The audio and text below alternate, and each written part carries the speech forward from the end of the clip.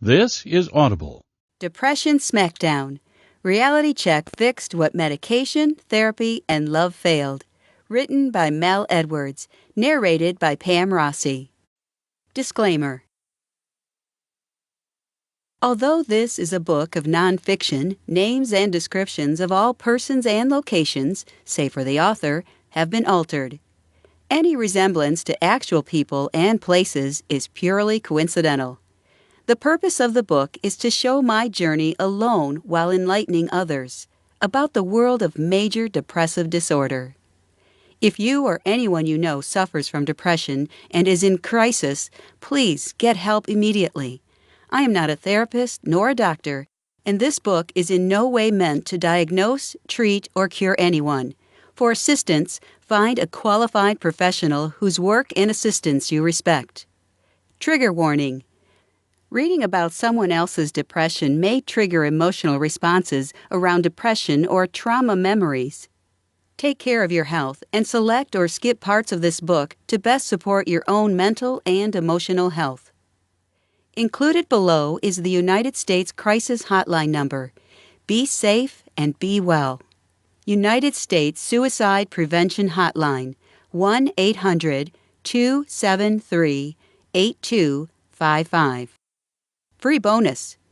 As an added bonus, if you go to my website, www.msmeledwards.com, and subscribe to my mailing list, you will not only get a monthly newsletter with at least one freebie and members-only offers and discounts, but also get a free download via email. Remember, action builds action. Introduction. In the middle of the night, when medical offices are closed and you have already been to your general practitioner for assistance, where do you go when you are so ill that your inner voice begins to beg for relief, even if that relief comes in the form of your last breath?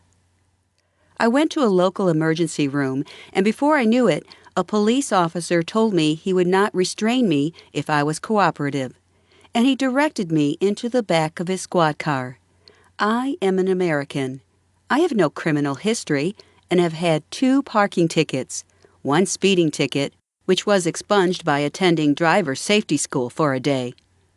This was not racial profiling. I am not homeless or combative, and I did not have a weapon of any kind, so the usual reasons we blame law enforcement for their protocol are not to blame.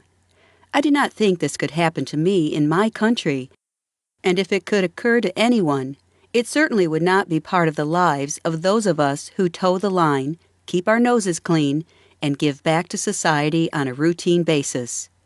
I was wrong. As I gear up to share my truth, I admit that my heart is racing, my throat constricts, and I am clenching my jaw, the same jaw that created a stress-fractured tooth in my sleep during the original events of this tale. My inner voice says, "You don't have to do this." Perhaps. Then I rationalize. "Don't tell. Keep it between us. You'll only cause them pain." This is the same voice that kept me silent for years. This voice, like an abuser, whispers shame, judgment, and false promises of protection in exchange for hiding my truth. I call this voice Same Shit Satan, as it repeats the same self-harming, negative messages each time it challenges me. No, I am not like a serial killer who will tell folks my dog told me to harm others. Instead, I fully realize that this is my own false rationalizing voice. It is my fear, wrapped in honey tones and flannel blankets, inviting me to take a nap, quit my job, and wither in darkness. This voice is not my friend or my essential self. As one meme mentioned, your ego is not your amigo. If you're searching for a phenomenal tale meant for the big screen, you've chosen the wrong book. I haven't lived in a war zone, starved, been beaten, and left for dead. I haven't rescued hundreds from exile, trained a child to lead the world, been a combat veteran, or pulled anyone from a burning building. I'm just a normal woman who's lived with clinical depression. I'm worth as much as any person, just as fallible and highly success-oriented. I have 3 degrees, several certifications and licenses, a family that loves me, and I am fully aware perfectionism is not reality. Just as no enduring atrocity created my disease, no piece of paper or accomplishment vaccinated me from it. Clinical depression is real, postpartum and otherwise. No celebrity sofa hopper can deny it away, and I have dedicated the rest of my life to slaying the stigma dragon. The first half of Depression Smackdown is my story down the rabbit hole and back out again. The second half of the book is a presentation of resources and ideas to help those who love someone who is battling depression and/or anxiety. If you do not want to hear my story, skip it. No harm, no foul. My name is Mel Edwards, and I am a defeater of depression. It is my hope this book will open discussion and save at least one life, if not many. Please talk to your loved ones if depression and anxiety are part of your life or your family history. It may save someone else from beating herself up over it, and may open doors to reveal common ground. Thank you for taking the time to read this. Spread the word that no one in this boat is alone. Slay the stigma and the silence and uplift each other in strength and healing. The light within me recognizes the light in you. Namaste, Mel. Part 1. My Story. Sunday Blues. Grief can't be shared. Everyone carries it alone, his own burden in his own way. Anne Morrow Lindbergh. Major clinical depression, for me, did not come like a dark cloud that rises during a Sedona monsoon season, appearing on cue out of a sunny day, rolling in to dump despair on my life and moving away as quickly as it materialized. Instead, it started as a surface crack that life picked at and pockmarked until the polish and joy was shaved from the surface, letting the elements seep into the core, rotting the foundational timbers, silently until the Sunday night when logic and practicality listened to same shit Satan calculate all the ways the struggle could end, so I'd be free from conflict and shame, leaving someone else to say, "She told you, she was in over her head." Same shit Satan is the negative voice that pops up when I'm overwhelmed. You've always followed the rules. You've always been a good girl. What did it get you? The students who hate school and administrators who tell you if you were good at your job, you'd unschool these kids and build them up into top performers. Nobody asked the kids, did they? You asked for help and were told you were a professional and you'd figure it out. Well, you must not be professional enough. Your career is over, anyway, after that screw-up. Have you ever watched someone's face change from joy to fear? Perhaps you've caught an actor going through the motions in a dramatic film, or watched your child try something they thought would be fun as the event became an uh-oh moment. Sunday blues are nothing like that. At least, they aren't for me or anyone else I've watched slog through the day. Imagine a slight dread, an I don't wanna moment, like getting up to work out on a cold, dark morning, visiting that relative whose dogs have fleas and full reign of the living room furniture. Realizing it won't be life-threatening doesn't make it more bearable to do either. Knowing it is only going to be uncomfortable for an hour or two doesn't make you skip a step and shout for joy that you can do it.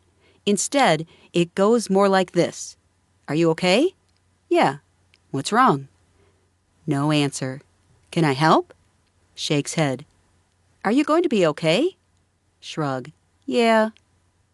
And so it goes for 12 hours or more, winding up to Monday. No outward anger surfaces on its own, except maybe the thud of objects hitting the table, doors slamming in protest, and accidentally spilled beverages, combined with the desire for a nap only 2 hours after getting up for the day. The fighter isn't even in the ring most of the time. Instead, The sad-faced, soft-voiced Eeyore surfaces with a lot of shoulder-glancing, half-hearted efforts and no real reason to shout, scream, or break china against the wall. Most days, groceries are bought or laundry gets washed, folded, and put away. Meals are made and consumed in a lackluster assembly line manner. Dishes are done and everyone goes to bed, mostly hoping the one with the blues would get their shit together. Those are the good days. At bedtime is when the real fun begins. My head would hit the pillow for the night after a mid-morning and mid-afternoon nap failed to revitalize me. By some grace, I count my breaths to 3 and I yawn. Every single time. Then I begin counting again. Even on the ugly days, when everything makes me irate, I have never made it more than 30 breaths before succumbing to sleep. Often, 10 or fewer deep breaths pass in or out before darkness and quiet move in, and my mind is suspended in time and space. When I'm really lucky, I don't dream for hours. On high-stress nights, the darkness is filled with anxiety dreams. My childhood anxiety dreams involved King Kong and Mighty Joe Young coming for me, though I loved and I had compassion for both beasts by day. When work was particularly stressful, I would clench my teeth, scream out loud enough to wake my husband, and thrash through foxholes on my imaginary but vivid journey through Hollywood, conjured World War battles. This particular Sunday night has already become the embers of Monday morning.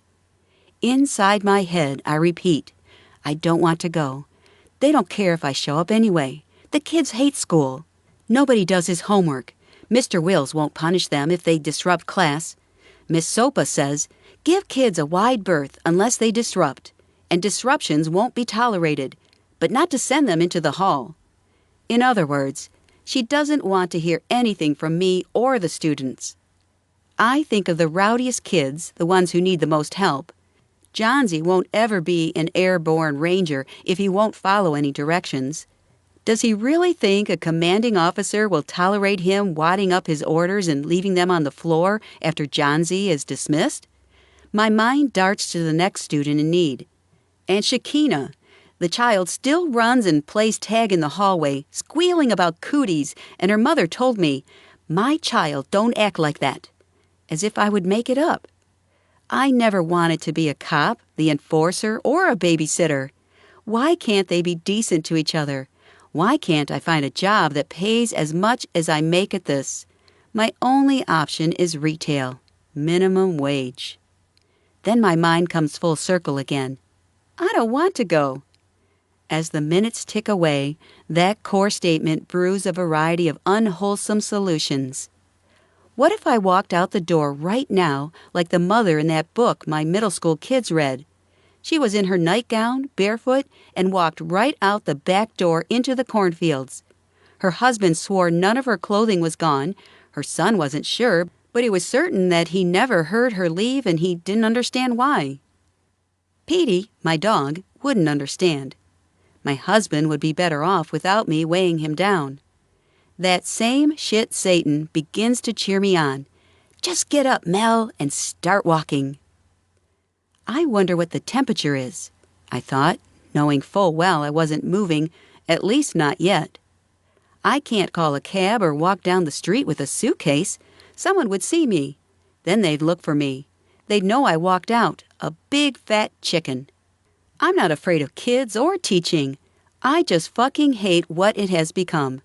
The angry kids fighting with me and with each other, endless standardized tests, stupid politicians who can't teach telling me I can get any kid to be on grade level in 1 year, regardless of the child's background, needs, or abilities, before they walked in my door, and that 70% of my pay should be based upon a faulty school report card system and one goddamn test. Bastards. My anger swells, and there is no room for reason, and no relief from the violence I feel toward being forced to do what my soul has told me for so long is wrong.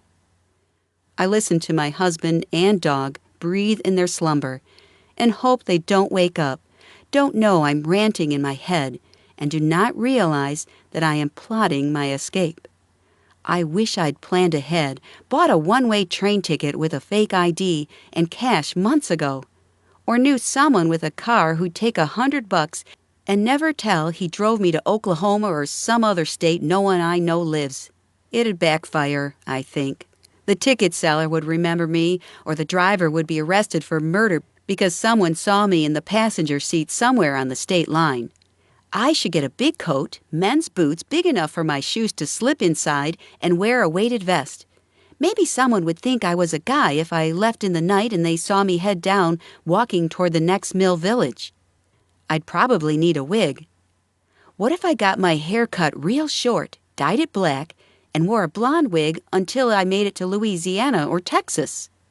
I could go into some lousy gas station, change my clothes, toss the wig and my disguise into the dumpster and back. Nobody would notice. I'm not that noticeable, and I don't know anyone in either of those states. My mind races back to the job. I don't want to go back there. I give up. I have begged for help. Mrs. Freakin' Sopa said, "You're a professional. You'll figure it out." Didn't she know I'd never, ever asked for help before? Couldn't she tell I was out of answers? I stared into the night and imagined her smug face, looking at me, without a word of help or a single solution to keep me from drowning. I thought, thanks for nothing. So now that's what I owe her, and Mr. Wills, nothing. I'm never going back. As the minutes tick by, I sink deeper into my loathing. No one cares what I know as a professional, how I'd run things differently to actually help the students where they are. We're all a bunch of robots doing the same damn lesson on the same day, so some idiot in an office can say, "Why don't you do as well as Mr. Wonderful?" You ought to learn what he does. Then your students will do better. That's like telling a general, "You're both fighting in the same country and you should win the same number of battles. It doesn't matter if your troops have typhoid or your territory requires you to fight in the bayou. If you're a good general, you'll get the same results as Captain Cool does on the plains on a cool March morning." Assholes. When I've completely eviscerated my career, my supervisors, and the political system, the only other target at hand is myself. I can't believe I waited so long to call Dr. Manny. Then I relived that exchange all over again, for at least the 12th time. Repeated, laser-focused self-flagellation is the name of the game with depression, if you don't know. "Dr. Manny's office, may I help you?" "I'm one of Dr. Manny's patients, but I haven't been there in 2 years. My depression is back, and I think I need medication." "Do you have a therapist?" "I did, but I haven't tried to get into her yet. I thought the medication should come first because it can take a while to help." "Okay, well, Dr. Manny just had a quadruple bypass, and we don't know when he'll be back in the office. Dr. Nash is booked for the next 3 months. Do you want to set an appointment for December?" I tried to organize the information. 3 months? "I'm sorry, yes, Dr. Nash is doing double duty now. She's booked solid. I could put you on the cancellation list, but we may not know until the day of that there is an opening." "Please?" "Sure. Let me get your information." I half laughed when I hung up. That a girl, Mel. Finally get off your assets and ask for help, and your doctor is out on a medical leave. Great. Asking for help has gotten you nowhere. Nice play, Shakespeare. First, Mrs. Sopa backed up by the lackluster Mr. Wills. Now Mr. Manny cannot do a damn thing for you. I looked up Julie's office and hit the button to make an appointment. Julie was my therapist last time, and I followed her from one office to another as she went into private practice. Julie would know what to do. To make an appointment with Angie, press 1. For Thomas, press 2. And so on the call went through number 9. You've got to be kidding me. No Julie? I pressed 0 to leave a general message. Julie used to be my therapist. I was her client when she was back at the Crescent Health Center and followed her there to her new office. I didn't hear her name on the list. I'm really depressed and I need someone to talk to. If she's not available, could someone else see me? I said my name and number very slowly and clearly twice. Then I hung up. My throat tightened. My support system was broken. I expected Julie and Dr. Manny to be there forever. I loved the irony, since I was trying to figure out how to skip town. For a moment, logic and clarity ruled. I calmed down briefly. Of course they are not there, Mel. They're human, remember? Julie's mom was sick. She's probably retired to look after her. Within seconds, I was back to pummeling myself. I shouldn't have signed my contract. I told my brother I didn't have it in me. Why did I let him talk me into teaching another year? Yes, I like kids and I believe they can do the work, but no one wants to. One told me yesterday he had better things to do with his life. Why don't I have better things to do? Why can't I get help? I'm too tired to do it all. The day I'd find out that Dr. Manny and Julie weren't going to do their professional magic to whip me back into shape, I took an after-school nap and didn't budge when hubby got home. Are you sick? Tired. Are you hungry? No. Okay, I'll let you sleep. I pulled the covers over my head and said nothing. No tears, no argument. 1, breathe out. 2, breathe out. And so it went until I was asleep again. All wasn't lost. Not really. The next day I got a message from Julie's office. I was right. She had retired. But she recommended this guy, Saul, at the center. So I made an appointment with him for 6:30 p.m. on Friday. Who the hell sees clients that late on Friday? I wondered. Apparently Saul does. I snorted. Better call Saul. I thought of the TV show Breaking Bad. Was I going to be living in some TV spin-off about guys, unethical lawyers to make things happen for drug manufacturers? I giggled and shook my head. At least I had some humor left. When I met Saul, the therapist, on Friday night, I learned that he was about 10 years older than I am and was a second career counselor. He'd been a pianist for an orchestra that traveled with Broadway shows about 20 years earlier. He'd played for shows like Evita and Cats, knew a few stars, and had been on a few cast recordings. He asked me if he needed to call the police, if my depression was that bad. I told him no, but the truth was I was afraid to ask how bad someone had to be to need the police.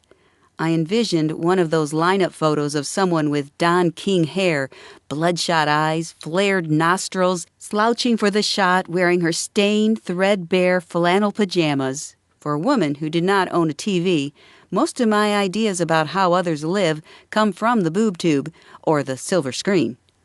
By the time the intake appointment ended, Saul got my medical history and set my first normal appointment for Monday at 7 p.m.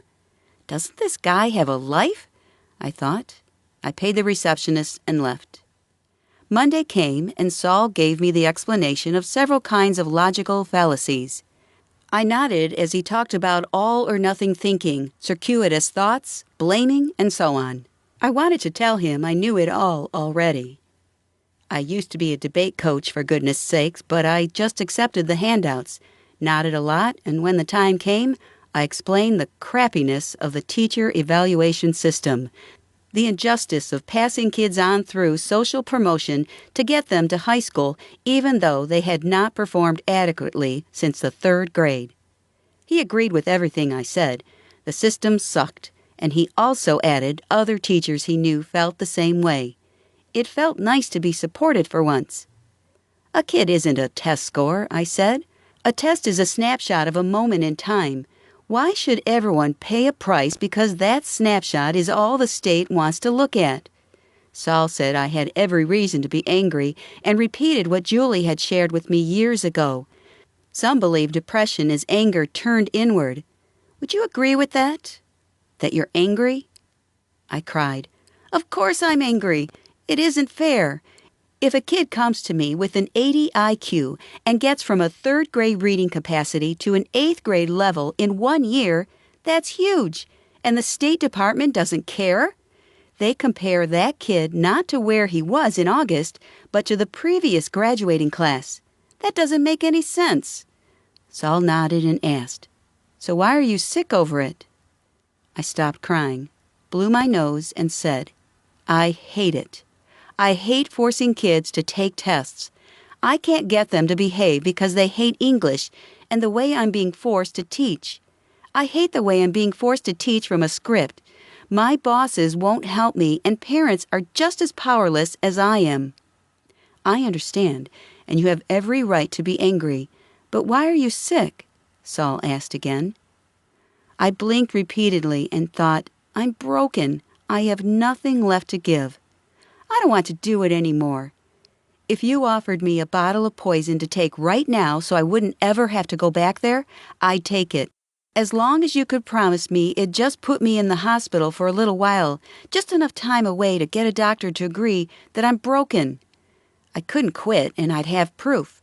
Proof that I'm not a failure, just broken. Broken can be fixed. Failure is forever. That was the key. Right there I knew in my gut that I was failing myself, my students, my legacy, everything. It did not matter that many students were learning, having some fun in class along the way, staying for extra help, and even thanking me for not letting them skate by without trying. I'd already judged myself harshly, and there was no appeal to redeem me or my reputation, but I did not tell Saul. Instead, I shrugged. I was not ready to tell all my faults. I hoped it was just same shit Satan acting up again, but if you'd asked me right then who I blamed, I would have croaked, me, and there would have been no doubt that is what I believed. Saul set my next appointment for Thursday.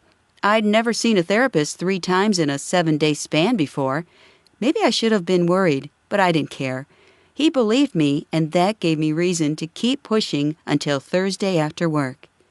Thursday night, he asked about some cognitive therapy homework I should have done. I had dashed it off 5 minutes before my appointment while sitting in my car in the parking lot, and the irony that I had become like some of my reluctant students was completely lost on me. "How are you doing?" "Okay." "Better? Worse? The same?" "Same, I guess."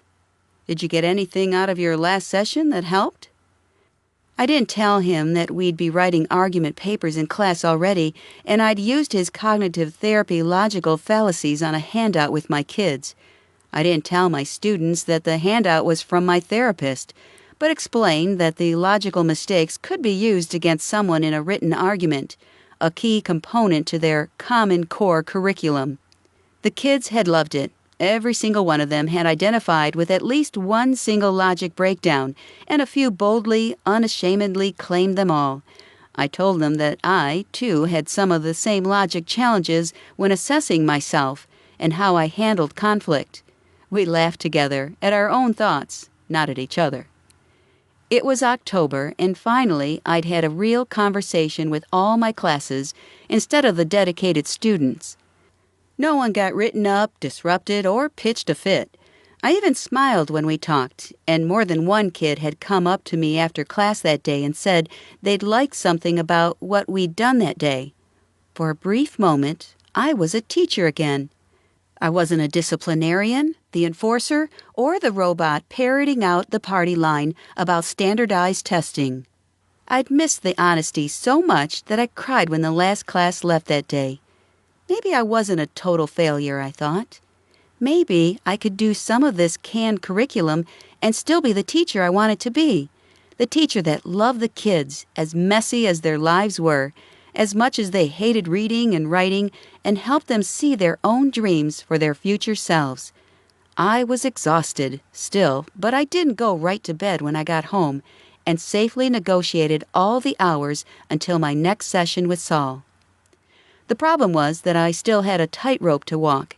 When Saul asked me about the last few days, he was encouraged that I smiled when I mentioned a few of my students. Then he asked again how the depression was and what else I was angry about. My breathing stopped briefly, and I swallowed. I knew to get better I'd have to share everything. The only way to heal was to relive my most shameful moment as an educator, the mistake that nearly cost me everything. The error that I still carried through my every waking moment, all the while fearing that someone else will learn I was unworthy of my position as an educator. The screw-up was this. The previous year, I was teaching full-time days, which, trust me, is a job and a half when you work with reluctant students. I was also trying to get out of debt, and there was an opening for night school instructors to work until 8 p.m. I applied and got the job. It was a case of hearing in same shit Satan say, "You asked for it." As I put up with the baggage from a handful of students who had failed the same subject during the day, but were now in danger of never finishing high school, there was a young boy who talked about me in third person, refused to ask a direct question, and sauntered in and out with no paper, pencil, or book, and was on probation academically and legally. The girl who told me endlessly how gifted and talented she was and was always trying to get out of coming to class, even though the rules said clearly that day school was not an excuse to miss night school. The wannabe soldier who couldn't put his cell phone away long enough to stay out of trouble, even though he and his parents had signed the same contract everyone else had stating phones were absolutely not allowed. The resource student who needed resource-level assistance at night when there was none available. There were several good kids in class who simply wanted to understand enough to pass, and they're the ones who made it to the end of the course, and most of them learned new material and even had a bit of fun in spite of their past choices. I guess that phrase can be applied to me as well. By March, I'd had enough of the same lame games and excuses from the ne'er-do-a-thing freeloaders, and I just wanted to respectfully make it through my night, make sure they each learned one new thing a day, and enjoyed having Friday through Sunday evenings free. Then, Ms. I'm smarter than everyone girl pushed my buttons one time too many, and my effective filter gave out. She'd already missed too many classes, had required a call home about her attendance and lack of work, and now, in the middle, me explaining a passage that she was too cool to engage in, she started cutting jokes that she thought I was too deaf to hear. I stopped speaking, looked to her side of the room, and said, "Quit fucking around." Mr. Third Person said, "Did she just cuss?" The room froze. I turned to his side of the classroom and said, "Yes, I did. It is conduct unbecoming a teacher, and it won't happen again." Then, back to the other side, I added, "But the message is clear. Cut it out." I apologized to the class as a whole, and most of the students said they understood, told me it is human to make a mistake, said they forgave me, and class continued without incident. As soon as the period ended, I went straight to a colleague and got my night boss's direct number. I left him a message about my screw-up, apologized, and then emailed Ms. Sopa. I also notified the second group of students of my mistake and told them if they didn't see me again, that I was relieved of duty. They were a good class. The seniors looked to graduate in May, and they tried really hard to tell me how it was okay, we all make mistakes, and how many other teachers they'd had done the same in the past and never apologized. I thanked them, said it was not okay to talk badly about my colleagues, and went about my lesson. The class went smoothly, and as soon as the students left, I tried to reach my boss again before clocking out for the night. The next morning, Miss Sopa summoned me. Because the night school director was not a highly qualified supervisor, but was working toward that credential, the school superintendent had gotten involved as next in line for this process. It was decided my day principal would handle the investigation. "This is serious," Miss Sopa said, as she stared at me, trying to make sure I was aware of the weight of the infraction. "I understand," I said without elaborating. "You can lose your positions and your teaching license over this," she said, as the reality twisted my larynx.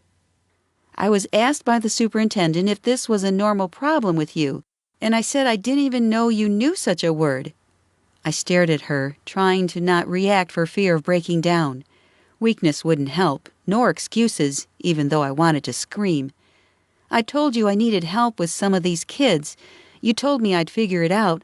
Well, damn fine job I'm doing without your help." Instead, I stared and nodded, grateful I'd at least been given some benefit of the doubt. "You're being put on paid leave while we investigate. I'll call you when a decision has been made." You are not allowed to call anyone or talk to anyone about this issue until you hear from me." My heart skipped.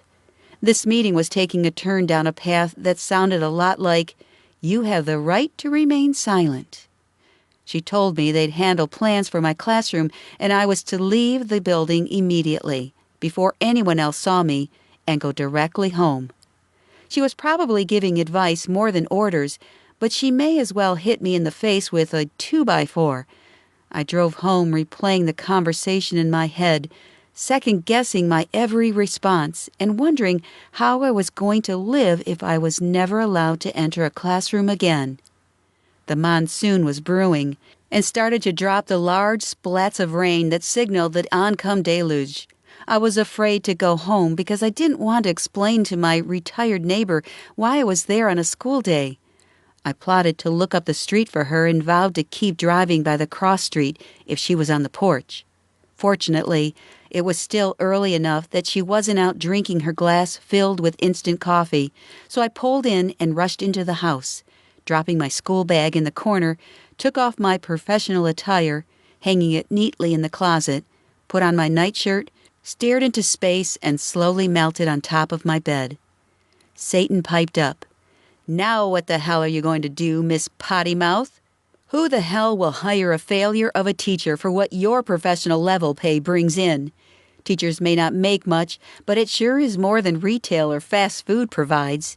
You might as well practice, 'Would you like fries with that?' You loser." I spent the day alone at home, pacing, attempting to nap, and wasting time as I tried to avoid going into a meltdown or panic. My husband was at work and knew about the infraction, but not the outcome. Although he has never been mean to me, I knew he'd be disappointed that I'd put our finances in jeopardy, not only for the present, but possibly for many years to come. How would I face him? Fortunately, when he came home that night and I had explained everything the best I could, he assured me that he was concerned, but he was also aware of how I'd been burning the candle at both ends for a while and that it was a human mistake. Unfortunately, where I was teaching, it seemed that teachers were not allowed to be human. Students and their parents could throw things, cuss everyone out, threaten lawsuits, and behave in a generally deplorable manner on a regular basis, but one F-bomb was all it took to remove decades of a teacher's excellent reviews, conduct, and results. In short, teachers are expendable and held to a level of conduct higher than the President of the United States, and that was before we started being evaluated based upon student test scores. The next afternoon, I heard from Miss Sopa. "I need you to come in early tomorrow. Can you be here at 7 a.m.? "Yes." "You'll be teaching, so be ready." "Okay, thank you," I said coolly, but hung up and cried my eyes raw. I still had a job. Thank God. I still had a job. I wasn't fired. Damn. That means I still have to teach that kid who hates school and would just as soon spit at me as look at me. Satan added, "Isn't that cute? Even when you win, you lose. Suck it up, Buttercup, and put on your happy face. You may not be good enough to do what your boss in the world expects of you, but you're better than nothing." When I arrived the next morning, I went into the principal's office and she shut the door. "This is a very serious matter." It was déjà vu. "I understand," I said, and swallowed hard as she directed me to sit down. "We investigated, and everything you said seems to be true." I assumed that meant that she knew that what I said, that I apologized, who I said it to, and that it only had been once, but I was too afraid to ask. She certainly did not sound like she was glad about any of this, even the outcome. "I have 2 copies of a letter here that states what you've told me and the result of our findings, that you chose to use profanity in the classroom. 1 copy will remain on file and 1 copy is for you. Signing it does not admit any other guilt or problems. It is just a verification of what you reported to us and that we followed up. I need you to sign now." I felt like I needed a lawyer, or at least a union rep in the room with me, but our school had neither. Time seemed slower as she handed me the pen. I put my perfectly shaped signature at the bottom of the page and slid the pen and paper back toward her across the desk. This remains between us and should not be brought up again. As long as it never impacts your day job, you can remain certified. You will not be paid for the nights you missed, but will return to work on Monday. I am still teaching nights? Yes, you're needed and your supervisor spoke well of your work there too. However, should this happen again, you can expect to be relieved of your duties and license. Do you understand? I half expected to hear a gavel come down hard. Yes. Good. You've got a lot to do to get ready for today, she said, in an effort to dismiss me. I stayed in the chair, and she tilted her head in confusion. I asked, "Will you tell anyone?" "Not unless I have a reason to." What did that mean? But if I were to apply elsewhere, would you tell someone that if you were a reference? I would say there was one incident that was a cause for concern, but that it was an anomaly and quite a surprise, but it was handled quickly and appropriately and has not occurred again, if that is the case. Satan said, "You're screwed. She's going to tell everyone. Your career is over after all." I thanked the principal, got up, wished her a good day, grabbed my copy of the condemnation letter, opened the door, and headed out into the silent hallway. The meeting had taken less than 5 minutes, which I supposed was appropriate since my infraction had taken even less than that. Satan added, 20 years of professionalism gone in one swoop. You're a real pro, even at fucking up. I folded the letter, slid it into my laptop bag, and headed to my classroom. I was back, and now I was going to have to find the energy to be a teacher when I just wanted to go home, curl into a ball, and dissolve into dust. At that moment, I deemed myself an utter failure as a teacher and vowed to resign at the end of the school year, never seeking to be a public school teacher again. Depression does that. It makes mountain ranges out of solitary mountains, even after you've reached the peak and planted the flag, tattered from battle. I'd like to say the semester ended with a bang, that I got myself together, vanquished same shit Satan, and moved onward with my career. Instead, he grew stronger, emboldened by my weakness. The negative self-talk continued. Even though I now look back and see that I was exhausted and battling normal fatigue, the reality is that at the time, I felt it was my own weakness growing, much like a child's fear of the monster in the dark. I was sure everyone knew my shameful moment and that I would wear a scarlet letter F on my chest for the rest of my life. My vision of myself was marred, and the good that happened paled by the monolithic mistake that had nearly cost me my livelihood.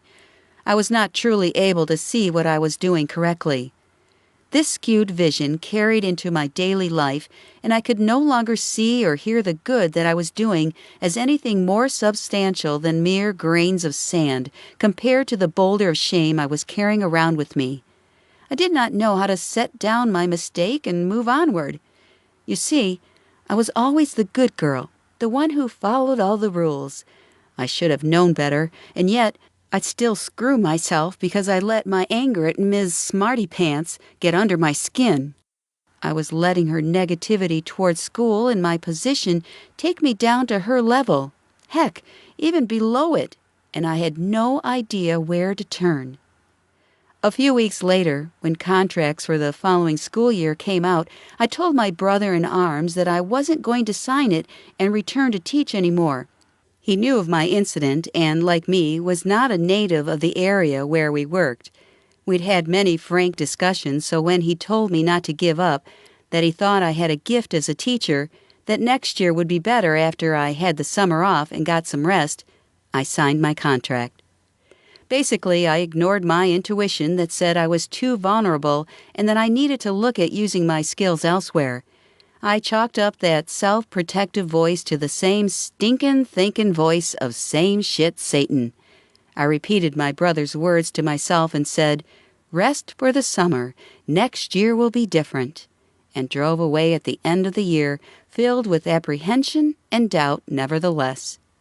For me, what had changed in my life from the first year at my position was I'd been given some of the least motivated students in the school and changed from teaching upperclassmen to freshmen. That may not seem like much of a difference to an outsider, but realize about 30% of freshmen were not making it to their sophomore on time at my school because they were either not ready or willing to do the work that was required of sophomores. As a result, I went from teaching the barely prepared to others who had not passed a class since they were in 5th grade. Those non-performing students had been socially promoted for the past 3 years through middle school. Socially promoted means they were moved along with their peer group even though they had demonstrated no proficiency or aptitude of any kind in some or all of their courses. Of course, socially promoted students were not set up for success. They knew it. I knew it. However, the rule makers did not care, and they fully believed I should be able to magically reach out to every student, no matter how low their proficiency or prior performance, and bring them up to the 10th grade preparedness in 1 semester or 1 full year if they were also in the remedial reading course. In other words, one teacher was expected to do what 3 years of education or more had not, and we were reminded regularly our future pay would be based upon what our students earned on their end-of-the-year state examination in my subject area. The problem was no one in charge ever asked the kids how to help them or had a special meeting with the students and their parents laying out the whole truth of what the kids were up against. There were no buy-ins from the kids or their families, and I did my best, which got most of my students to the 8th grade level or higher, and over 80% of them up to grade level in the little time we had together. It was hard work filled with anger and frustration coming from them, and, in the end, it broke me down. This is not to say that there were no victories along the way. The wonderful team of teachers in my department had worked like mad to help our students reach levels that even our administrators were surprised by, even if those levels were not the 100% they'd been charged with expecting of us and our students. By May, several students who had not performed all year finally had a seemingly miraculous burst of personal insight and realized that no work really did mean no grade, and they'd be left behind for the first time in their lives. Most got themselves together enough to pass, even if it was by the skin of their teeth. What could I have done to stay out of the dungeon of depression? I now know I should have had more me time to rejuvenate, reflect, refresh, and renew myself for each day long before I took on the night school job in addition to my day job. Instead, I got to work early, worked extra late, and used much of my evenings and weekends digging through every resource I could get my eyes or hands on to help fix their challenges. My well of resources for the classroom was deep. But for my own health? That water had dried down to the bedrock, obviously, and no summer break was going to magically fix that. My joyful nature, creative soul, and spirit of success had been shaved down to the shaft. I, the teacher who worked so tirelessly for the success of others, had failed myself in the most basic sense of the word, partly due to my poor health choices, but I would not realize it until I was under lock and key against my will. The plan. Depression is the most unpleasant thing I have ever experienced. It is the absence of being able to envision that you will ever be cheerful again. J.K. Rowling. In spite of protests and begging from my colleagues and my night supervisor, even after my moment of shame, I was savvy and healthy enough not to re-up as a night school teacher.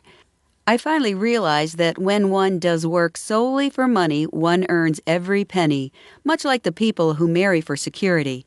However, heading into summer break, my transgression was still weighing on me enough that I did not dare to breathe wrong for fear of losing 2 decades worth of credentials and experience. Besides, spending 5 hours a day doing the please behave and do your work song and dance was draining enough on a good day. To say my summer was lackluster is putting it mildly. I went into a type of hibernation, except I lived in air-conditioned comfort, left the house only when necessary, gave up all exercise, started eating the lowest nutritional value products I could get my hands on, and slept more than not. I put on 10 pounds in a month, gave up wearing makeup, did not buy any new back-to-school clothes, or do anything to get myself out of my hole. I was bereft of energy and most feeling.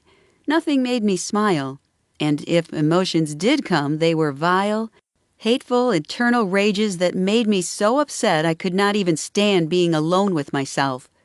I was in mourning for life before my error, before when my friends and I worked out together, before I had students I was not allowed to help in any way that I knew worked, before I taught a canned curriculum.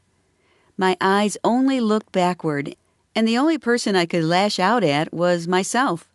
I did not garden, create art, exercise, sing, hang out with friends, have sex, try anything new, or get help. Looking back, I can honestly say it was a type of slow suicide in progress. I banked on the fact that my husband worked year-round as my ticket to do as little as possible. Although I was angry at the system, I was still most mad at myself for the screw-up, and my unwillingness to ever have to explain that mistake was also taking my will to do anything else.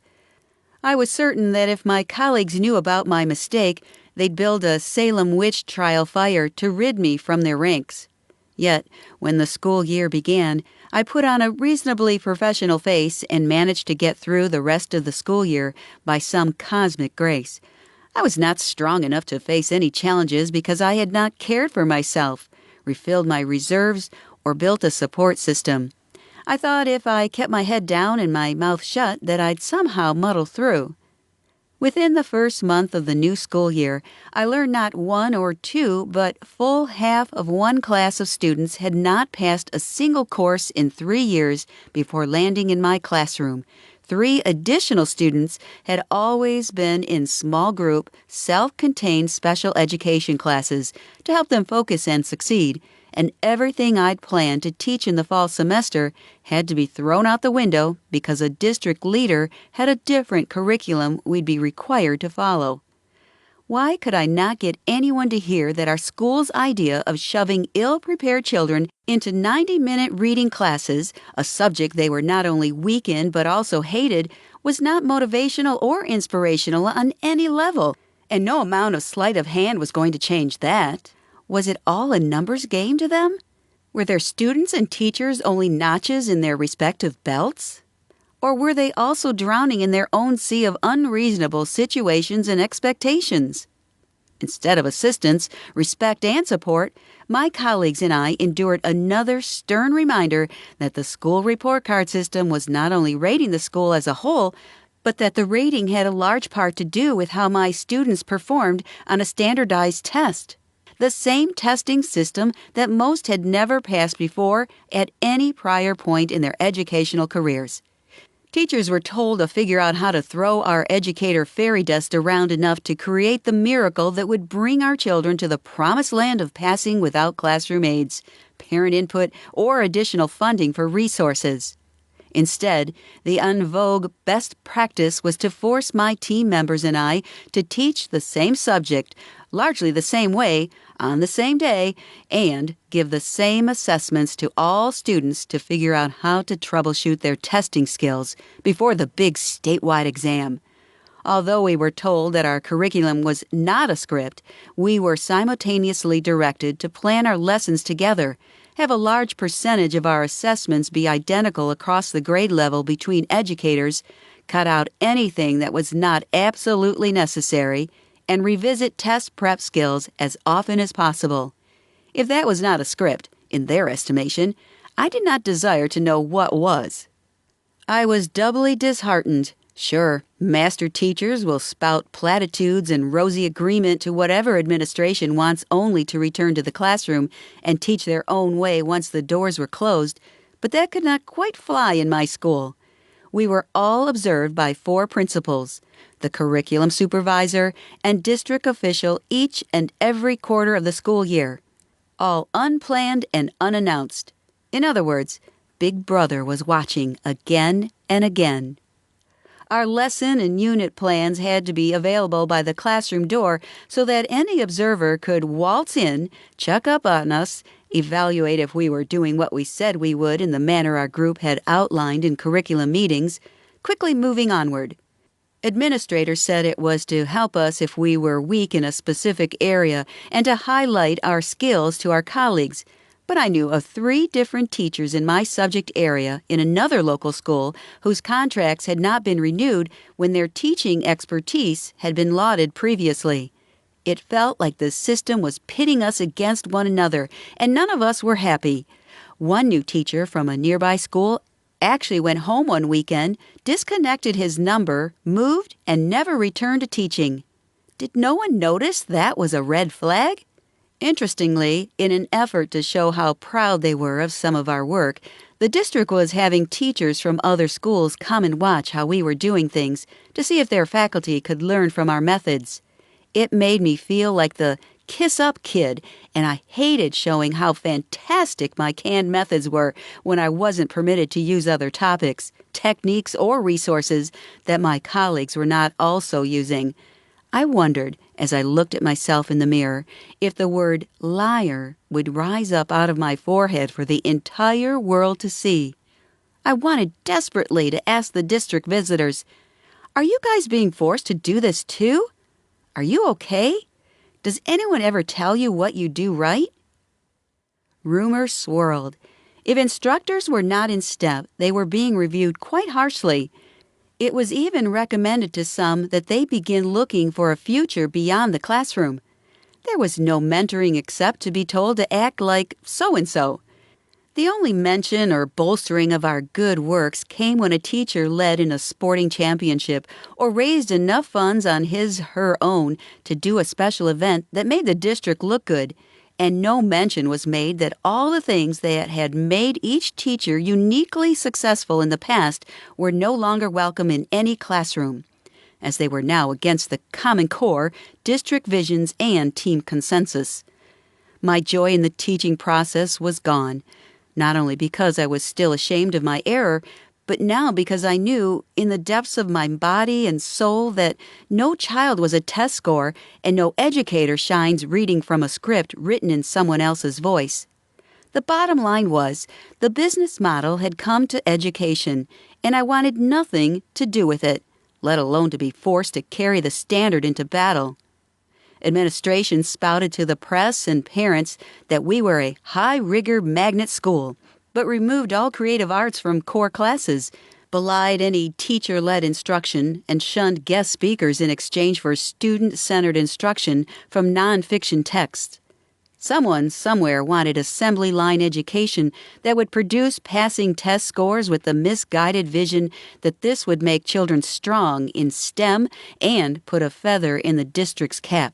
And every administrator in the district was drumming it into our lives. It made me sick, quite truly, in every sense of the word. That's when I'd finally made the call to Dr. Manny and Julie, only to find out they were not available to me any longer. I should have been more grateful for Saul. By October, my peers and I were trying to keep our heads above water as we struggled to get ill-prepared children interested in learning material we barely cared about. I did sneak in lessons on fencing with foam swords when we read part of the Tragedy of Romeo and Juliet, as we were not given time to read the entire play.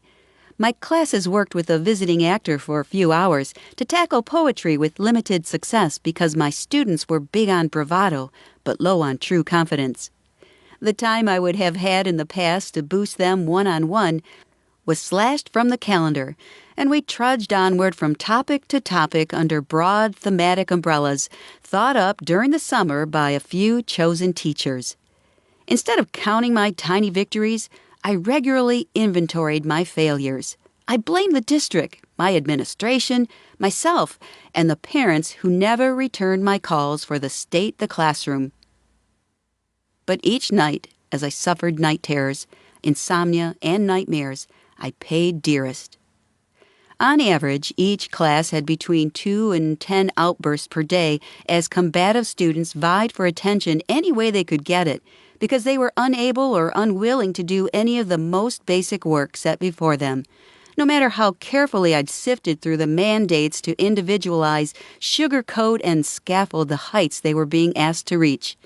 One girl proudly announced that the year before she'd been referred to the office every day, and she wondered why I had not kicked her out that often because she clearly was acting out. I told her it was clear she was trying to leave, and she was not in school to visit the office all day. The whole truth was I did not feel supported enough to send her to anyone anyway. I felt utterly alone.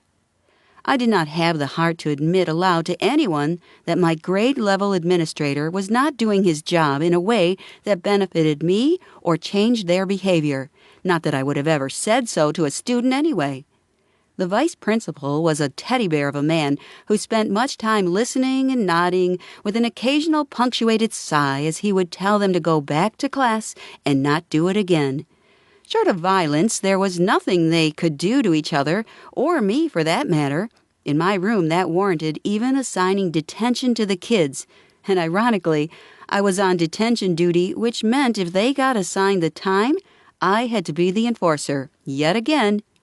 Instead, I was asked repeatedly if I'd called home first, and told he had other things to do than to speak to my students about how their behavior impacted them. How he expected me to stop class, confidentially call home, and keep teaching all at once is beyond me. I knew, though, that it was time to give up counting on him to enforce the rules, including the ones he had made about wearing their IDs, sticking to dress code, and what constituted appropriate school conduct. I began spending nearly all of my planning time each day calling home and writing emails to those parents that I could not reach any other way, sharing my sugar-coated concerns for my non-performing students. I compared notes with other instructors in my wing, and nearly 30 students in their freshman year were failing every class, refusing to do any homework and acting up, but Mr. Wills just sighed and shook his head. One teacher joked about needing a drink. Another said he was working 80-hour weeks, trying to get ahead. One coach gave up grading and lesson planning completely and used only the canned curriculum because she was too defeated to put forth any further effort after she was written up for a child having her feet up on the desk during class. Frankly, I felt there was no hope to be found. The hardest day of the week for me was not a teaching day.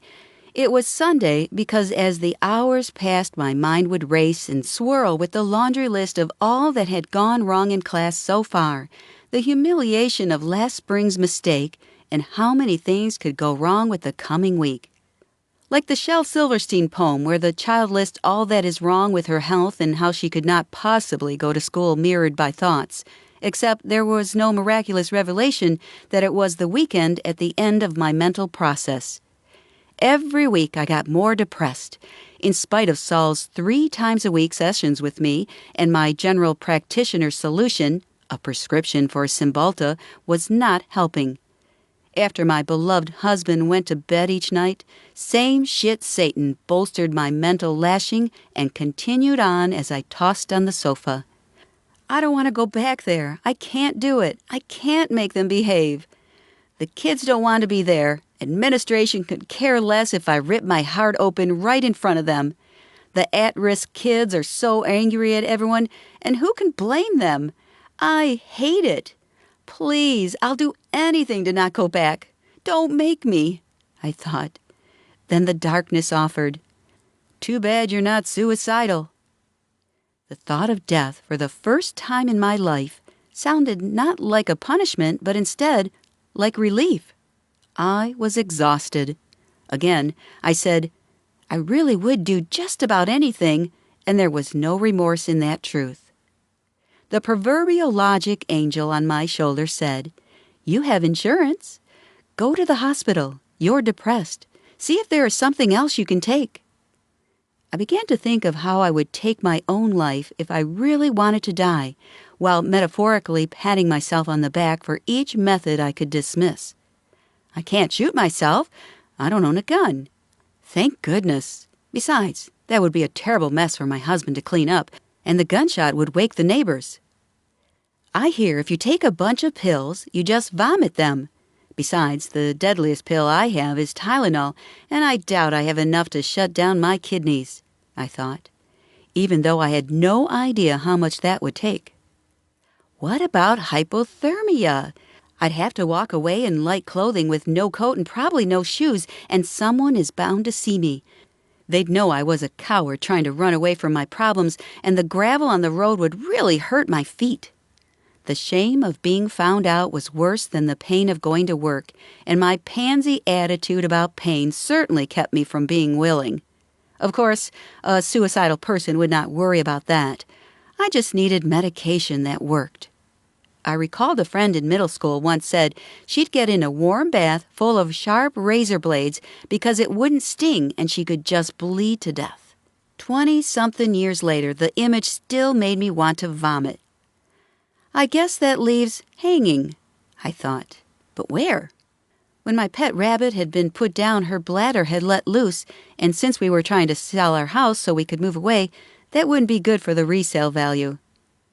My life insurance would be more than enough to pay off all my debts. My husband can do as much or as little as he wanted once I was gone, I reasoned. He'd be debt-free, too. My mind circled through the possibilities again, going back to simply walking out the door with no identification, never to be seen again. I'd read a book like that with middle school students where a woman walked off into the field behind her house while her husband and son slept. At the time, I'd interpreted her departure as escape from domestic violence. What if she just hated her life? I don't hate my life, logic said. I just hate my job. I silently wept. You're the idiot who signed your contract. Now what are you going to do about it? I sat up and stared into the moonlit living room. Hubby was sleeping and probably sick of my Eeyore attitude. Even Petey, my rescued dog poodle, who was usually so stuck to me that I'd nicknamed him Velcro Dog, did not even notice I was missing from the bedroom. I looked at my phone. I'd been berating myself for hours. It was just past 3 a.m. If I was going to do something, it needed to happen soon, before someone stopped me. What do you want? My mind asked.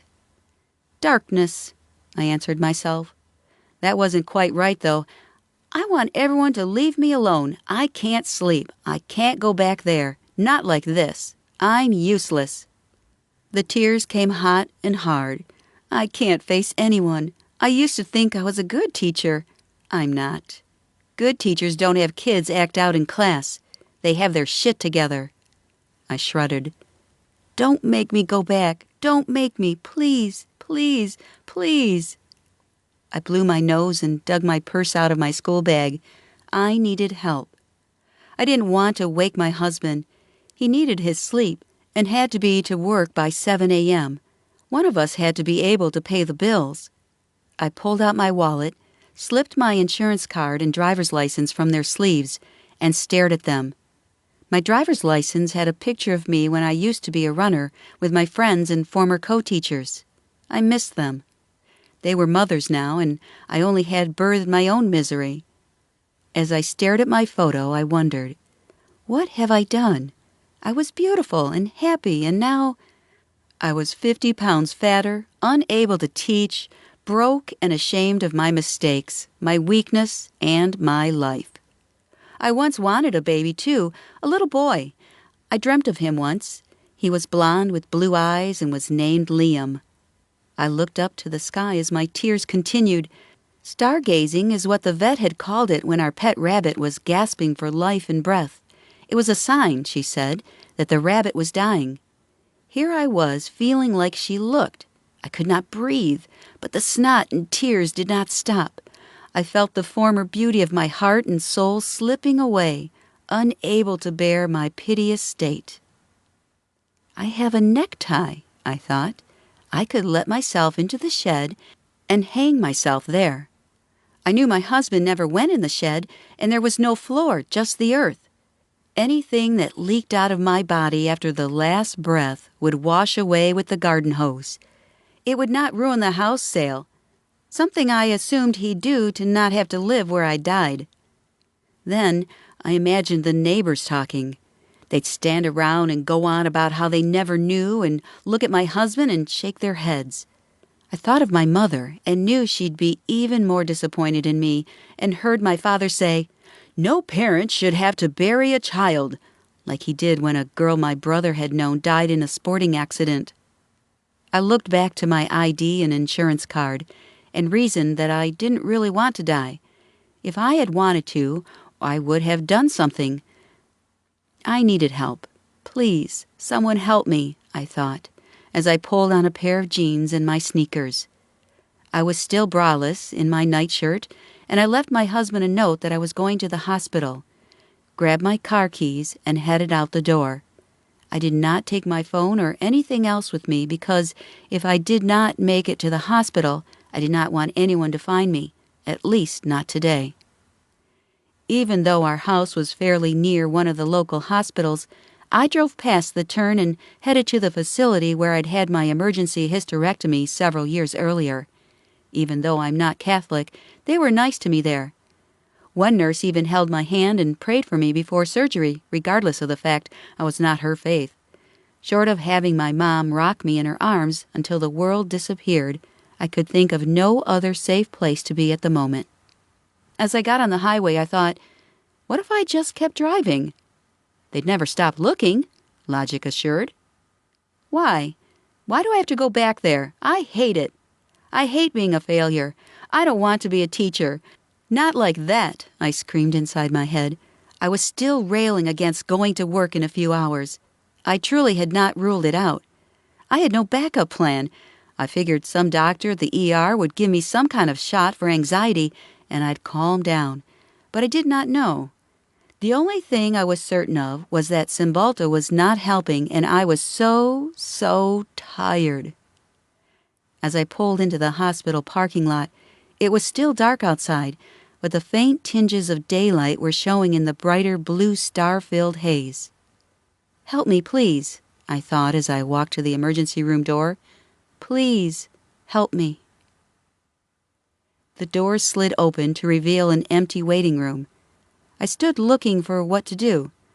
Once I spied a young woman, I walked up to her desk and said, "I need to see a doctor.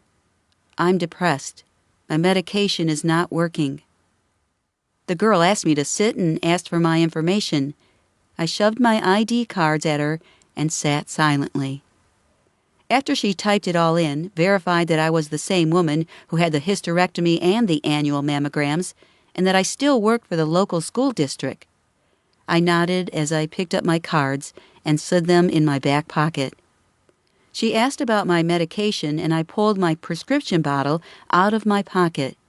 At least I had the presence of mind to bring it with me. "How long have you been on this medication?" she asked. 3 weeks, I added. "I don't think it works, or it isn't working yet."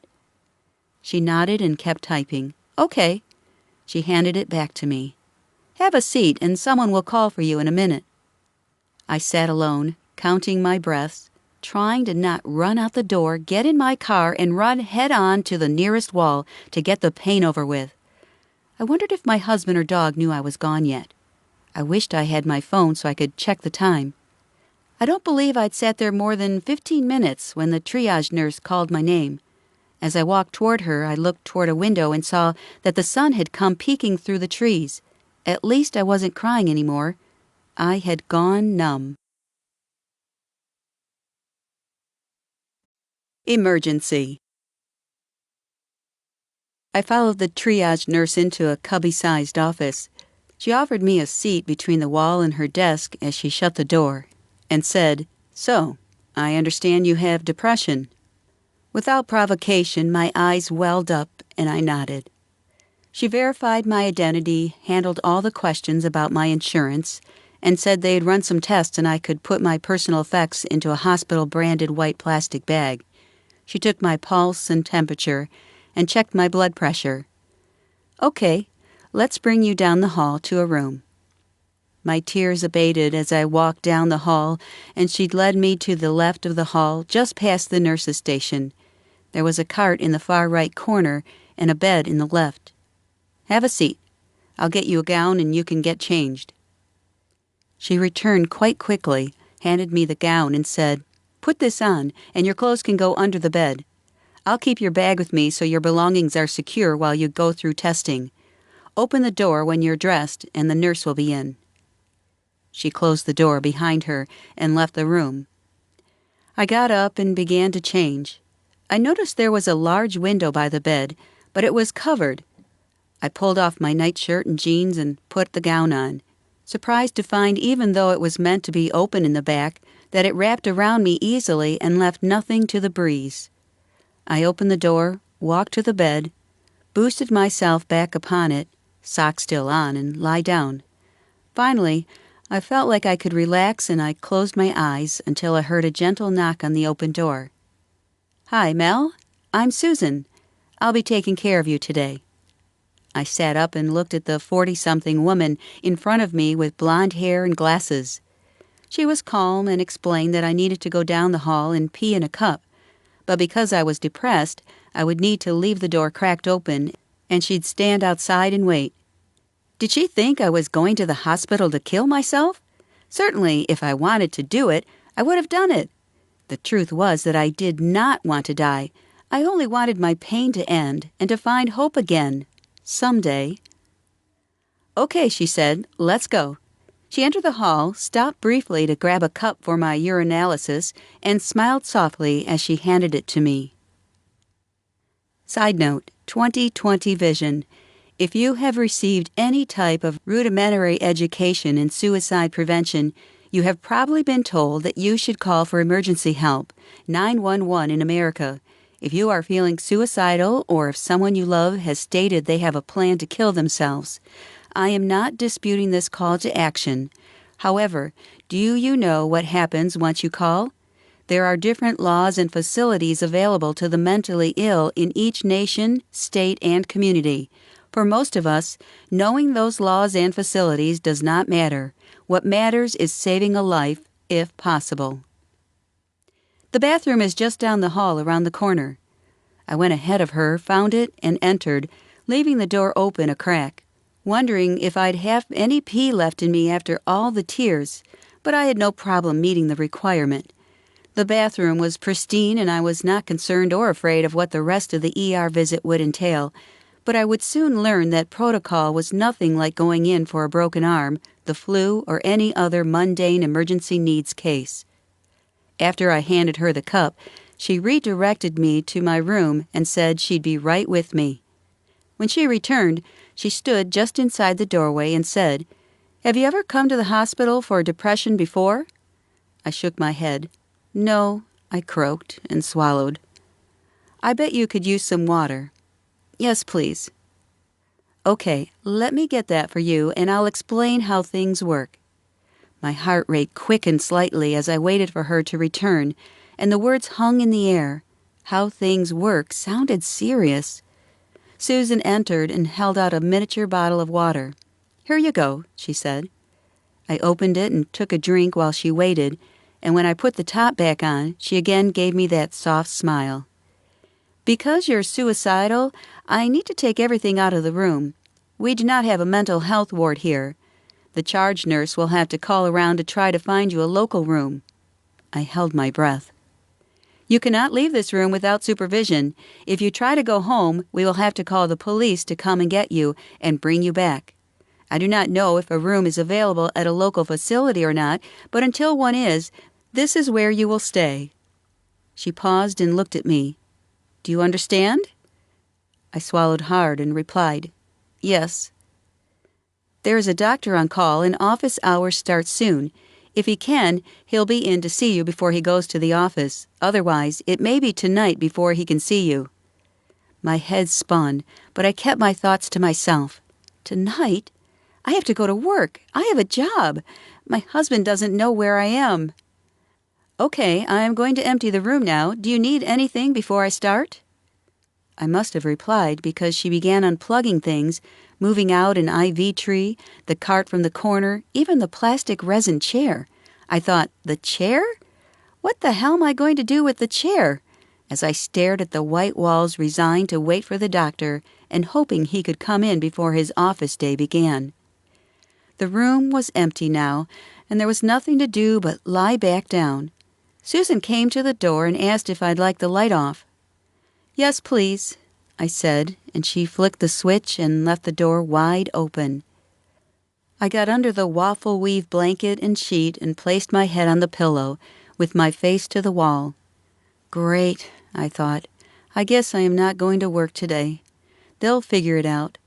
They would have to if I'd crashed my car, I reasoned. No big deal. The kids would be happy to have a sub. Then same shit Satan came in for the 1-2 punch. Nice job. Now what? Every man for himself? They can't count on me at school. My husband doesn't know where I am. I'm a failure. I'm a useless wife, a terrible teacher, and so much for being the daughter with all the education. I must have fallen asleep because I woke to the tapping on the door. It was a male, and he said he was working on getting me a room somewhere. He said the doctor was on his way, and he'd let me know if he could find a room.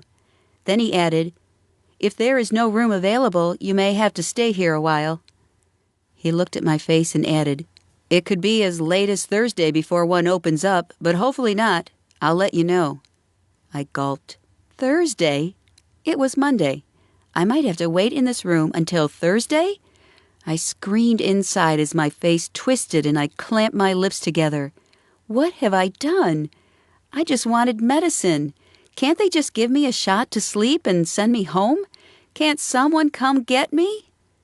I was wiping my nose on a tissue left behind and smirked to myself.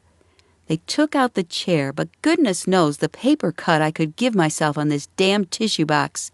Stupid bastards. I looked at the faux window again, this time with suspicion, and wondered if they really could observe me through it. I made a face at the reflection and lie back down, this time slowly rocking myself, hearing my mother's soft toning that she always did as she rocked me.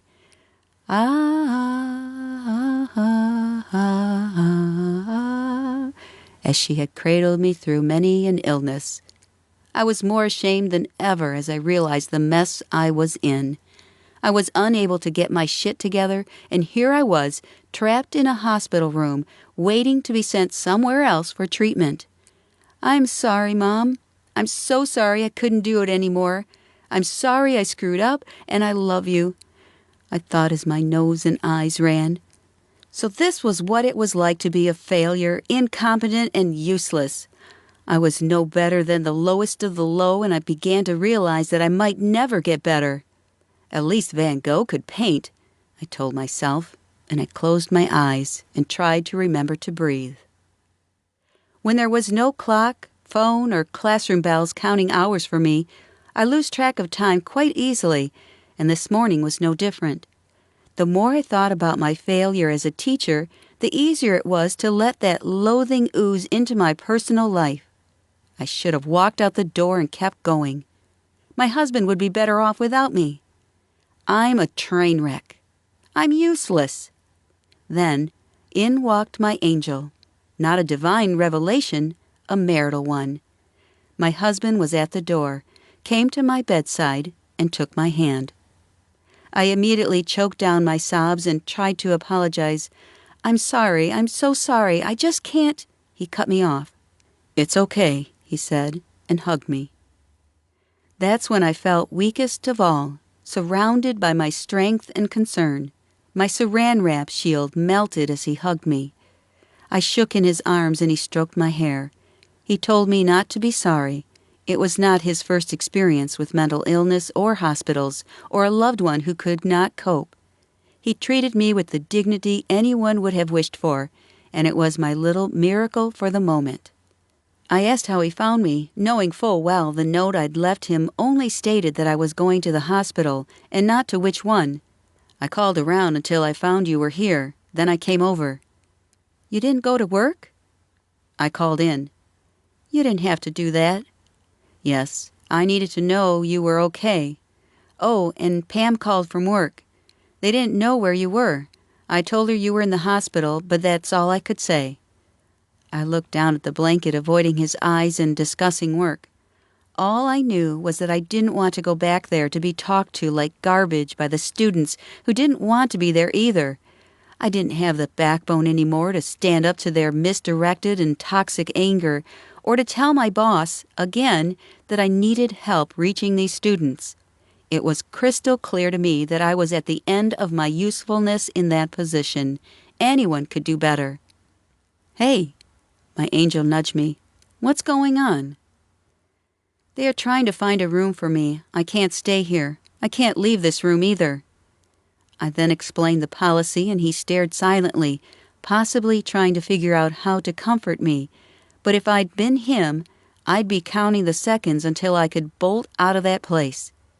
"You don't have to stay. You can go to work or home. There isn't even anywhere for you to sit," I told him.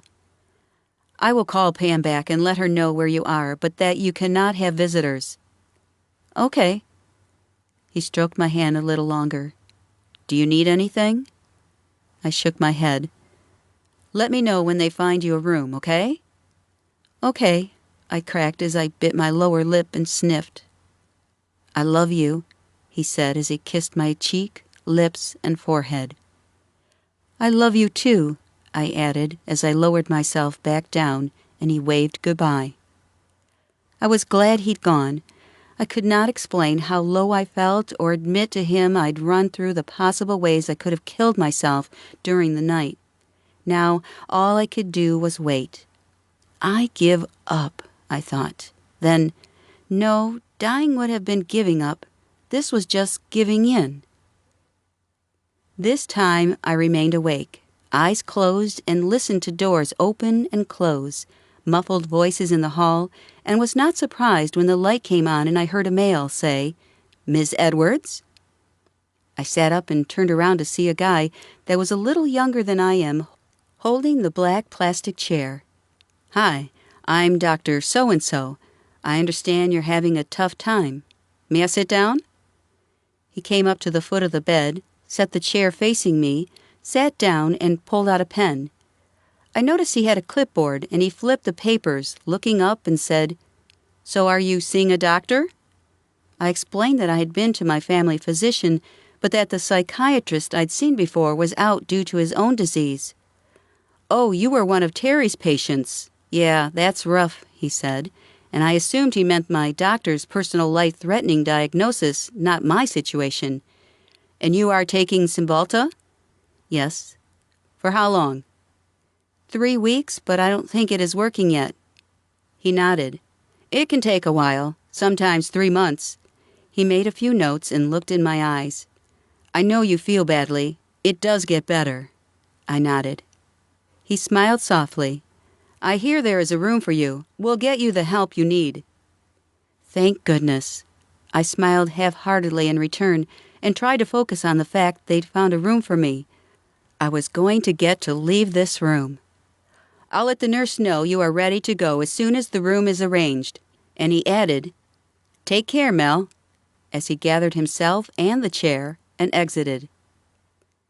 It's going to be okay, I told myself, and I began to notice the various scratches and scuffs on the wall across from me for the first time. Susan returned. "Your room is all set, and we have called for transportation. Unfortunately, an ambulance cannot take you. We've called the police." "I can't drive my car?" "I'm sorry, but we have no way of supervising you if you do that. You'll have to have someone come get your vehicle later." "Can my husband come and get me?" "Not at this stage. The only approved transport is official public safety. For us, that's the police. They're just giving you a ride." "Am I under arrest?" "No, but I guess I have to explain the law to you. The doctor at the facility will evaluate you, and you will need to stay as long as he feels is necessary for you to be safe on your own.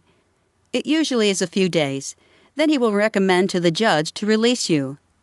If my eyes weren't bulging out of my head before, I can only imagine what they look like after she said that.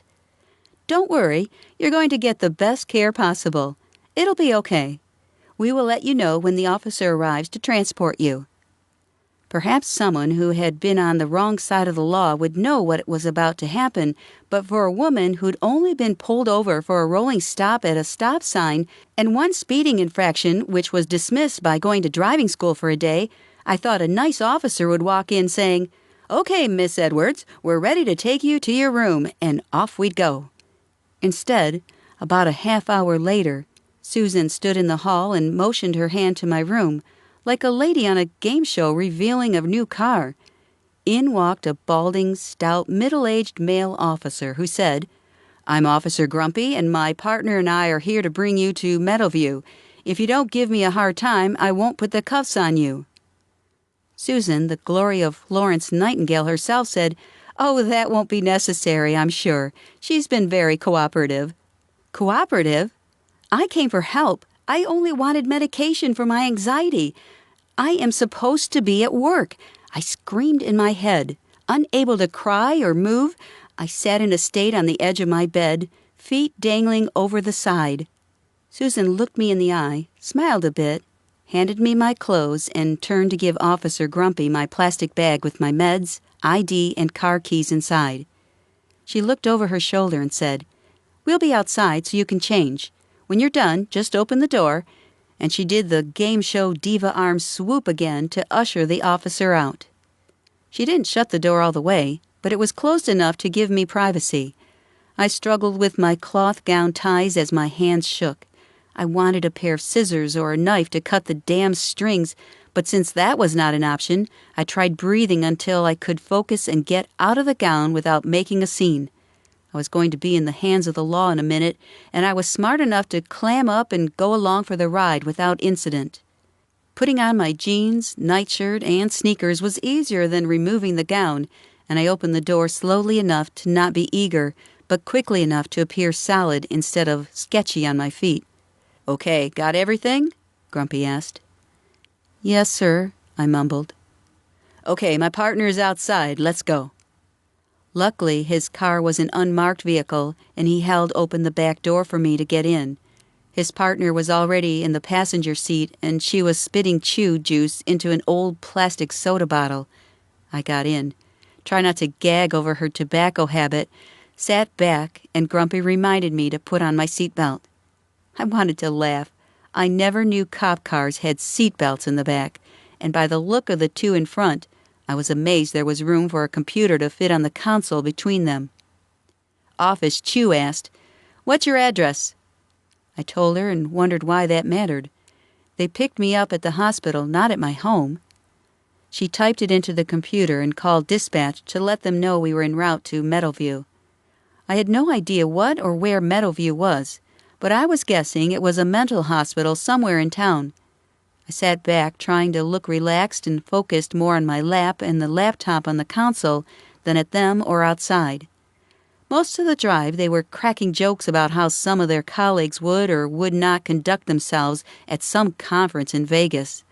Officer Chew assured Grumpy she was going to kick back and have a bit of fun while they were in town, regardless of what everyone else did. As we drove along, I noticed we had crossed town and were headed incredibly close to my neighborhood, but instead of turning left down the main highway by the school, we continued to the right toward my neighborhood, where I was supposed to be resting from working right now. Jeezum crow! I go to the hospital because I hate my job and then get brought to a facility within a few miles of the place? Karma is a bitch, I thought. Grumpy pulled into the Meadowview campus, and I noticed 8-foot-tall wrought iron fencing around the property, like some private hospital for the who's who of depressives. Was I living Girl Interrupted? If so, was Angela Jolie and badly bleached hair in there? The officers got out, and Chew handed Grumpy back my plastic bag. Guess she was no step-and-fetch-it female, I said to myself, but Officer Grumpy took it without word and marched to the front entrance. We stepped inside, with me as the pseudo-prisoner stuffing between the navy blue sandwich bread. The lobby of the facility looked to me more like a lawyer's foyer. It was small, dimly lit, dark carpet, with an office window for the receptionist. Except no one was there to receive us. I relaxed a bit.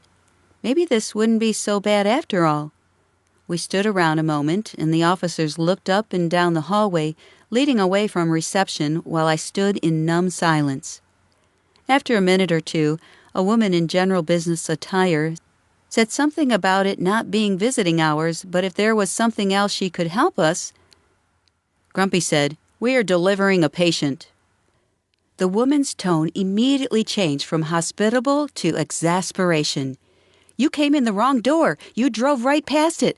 Go back outside and take a right. That's the door you were supposed to go to." Chu and I turned and started to exit, and I thought, great, I don't even get to enter the front door. We cut across the grass, past a loading dock, and headed to the other door. When Chu pulled on it, we realized it was locked. By then, Grumpy had caught up with us, and he saw the intercom located to the top left-hand side of the door. He pressed the round gray button. It buzzed, and a voice said, "Can we help you?" Grumpy repeated, "We're here to deliver a patient." "1 minute." We stood about 4 feet from the door itself, and a sweet-faced young woman came to the door, held up a finger indicating 1 minute, and she dashed off to the left without attempting to let us in. I stared at the grass, the bushes, the walls, and windows of the 1-story L-shaped brick building, not the least bit concerned about the next stage. As far as I was concerned, I was at a place that could help me. In actuality, I was more concerned Grumpy and Chu might want to engage in small talk, so I stared at my shoes. After standing outside in the midday sun for a few more minutes, I began to get a little warm. It was October, but the temperature still spiked regularly, and today was no exception. I thought about how close I was to my home and my job, and I felt doubly ashamed for being at this place. If I had not known they'd come after me if I ran, I might have bolted like a squirrel on the road, but that attempt would have been doomed, most certainly. I was staring downward, reminding myself to breathe, when I heard keys in the door. It was locked from the inside, and it unsettled me that they could not open it, nor could we enter without that key. My mind flashed to the infamous glove factory fire that killed the woman workers trapped inside, but I shook it off and followed Grumpy inside while Chu brought up the rear. The staff member with the key was not the same one who'd held up her finger in the doorway before. This one said I could have a seat and pointed at a cheap resin chair next to a long folding table. I didn't hesitate to take the opportunity, and I removed my coat. Officers never seem to sit on the job unless they're in their cars, I thought, as Grumpy and Chu waited for someone else to meet them and complete my transfer. I stared at the carpet, noticing it was stained and aged, hoping no one would see my face and say, "Gee, aren't you Mel Edwards? Shouldn't you be at work right now?" I was in no mood to answer questions. "Sorry, officers," a woman said. I looked up. This was a third woman, thrusting a clipboard at Grumpy. He took it and signed where she indicated. She asked if I had any belongings, and he passed the now scrunched plastic bag to her. She thanked him and walked them back to the door, which she unlocked for the officers to make their lawful, silent escape. I swallowed hard as I heard the door shut and the keys rattle as she turned the deadbolt. My heart beat like a rabbit crossing the road, and I wanted to run, but I was locked inside with no idea how to get out. She walked toward me and said, "We'll be right with you. Everyone is either at lunch or still walking back. As soon as Sheila is free, we'll have her grab someone else, and they'll do your intake." There I was, alone in the hallway of some facility that was supposed to have whatever was necessary to help me, locked inside, without a clue what to do. I had never felt so alone, and it did not occur to me that the woman with the key was unconcerned about leaving me in the hallway. I closed my eyes and wondered if I could muster a prayer, even a simple request. All that came to mind was, "Please, please help me," as tears began to run down my face. Intake. In my right-hand coat pocket, I found a partially used tissue that was sufficient enough for me to blot my eyes, blow my nose, and make me appear what I imagined was reasonable. I did not see a trash can around, so back into the pocket it went. I remembered hearing once that Japanese people do a farmer's blow to shoot their snot out onto the earth and find it disgusting that we carry ours around with us. Mel? I looked up, and a sallow, bespecked, middle-aged woman in beige scrubs that clashed with her skin tone said, "Come with me." She may have said her name, but I was too tired to pay close attention. I was not sure if she was a nurse or an aide. I simply stood and followed her to the left, stood at the glass at the nurses' station. I knew that most hospitals do not have the nurses behind glass. It seemed odd to me that this place was set up that way. We were buzzed in. She held the door for me, and we stepped into some kind of recreation room, as far as I could tell. The door shut hard, and the lock clicked. Uncomfortable to now be behind a second door that I did not have the ability to open, I scanned the room to get my bearings. Close to the door, on the left, was a clutch of heavy, walnut-stained furniture that could have come from a student union after it shed its 1970s vibe, but most of the cushions were missing. The seating was facing a mantel with a small flat-screen TV mounted above it, but the device was off. In the far end were a couple of round tables that could fit into the dining area of an old folks' home, with vinyl-seated metal chairs hastily shoved around them at the variety of angles. A few white people sat playing cards at the round tables. 2 older black patients were on the sofa's remaining cushions, staring into the air between them and the dark television screen, with a heavy-set, cocoa-skinned woman with short, cropped hair, dressed in multiple layers of hospital gowns, and sock feet danced a solo, gentle twist as she hummed a tune I did not recognize. On the right was a nursing station, making a full 180 degrees of the turn from the outer hallway, with glass all around, making the staff inside look like many varieties scrub-clad fish, floating right and left around each other as they went around picking up binders, clipboards, and phones without ever interacting with each other. I must have stopped entirely inside the door as I tried to take it all in, and my escort paused to look through a fistful of keys. "We're heading in here, to the exam room," she indicated, by using the folder in her left hand to point toward a door with a drawn window blind located just past the sofa. As she unlocked it, she said to a young white girl sitting in a blue fiberglass chair, "Where's Lisa?" The young woman looked up from her clipboard and said, "She's out with the smokers." "Well, could you tell her I need her help with an intake?"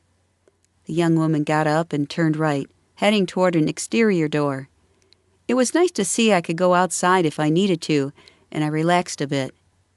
"Come in and have a seat, Mel," she said as she unlocked the exam room with her back still facing me. She flipped on the lights, and I saw one of those old classroom plywood seats where the left arm becomes the desktop, so students can only step in or out from the right side. I walked to the right side, sat down, sandwiched between the plywood arm and the hefty metal desk where she spread a folder. Then she shut the door. 3, I thought. That's the 3rd door between me and the world. My rabbit heart skipped a beat. I was certain of it. She sat at the desk beside the chair, faced to the wall, and said nothing about me going to the army green exam table as she opened the folder. She unwound the stethoscope from her neck, and I saw her white plastic name tag pinned to her uniform. Constance Jones, it stated, was a nurse, and I noticed that she did not look particularly pleased with her current task.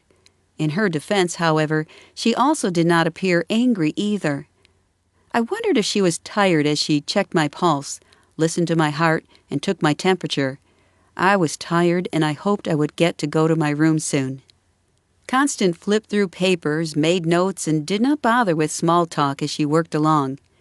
Meanwhile, I noticed a few wardrobe-style metal cabinets, tops piled high with boxes of gloves, and that the walls were a sickening tone of khaki. I wanted to pull my limbs and head into my turtle shell to wait out whatever Constance was working through, but she started to verify my name, address, and other general information, and I was forced to at least grunt out responses. She pulled out a red folder and pointed out pamphlets and flyers as she began to explain the hospital policies. Apparently, the doctor was not in, and I would not see him until tomorrow morning. I was lucky, she said, because a patient named Andy had just checked out and I had insurance, so I would get her old room. She flipped to a section about visiting hours and told me she would need to know the names of the people who were allowed to visit. I was relieved that no busybody from work would be allowed to pop in unannounced and pester me with questions that I did not care to answer. Nurse Jones asked me to sign my visitor sheet after I listed my husband and noted that I said my parents could also call and ask about me and my treatment if they wanted to. "Here's the list of visiting hours," she said, staring at the sheet. "Visitors are asked to come to a group meeting from 6 to 7 p.m. on Tuesdays and Thursdays, and they can see you from 7 to 8 p.m. those nights or on Saturday at 2 p.m. He can bring you clothing, but you cannot have belts, ties, shoestrings, hair ribbons, bandanas, or anything of the like. You also cannot have toiletries made with rubbing alcohol. Do you understand?" "That's it?"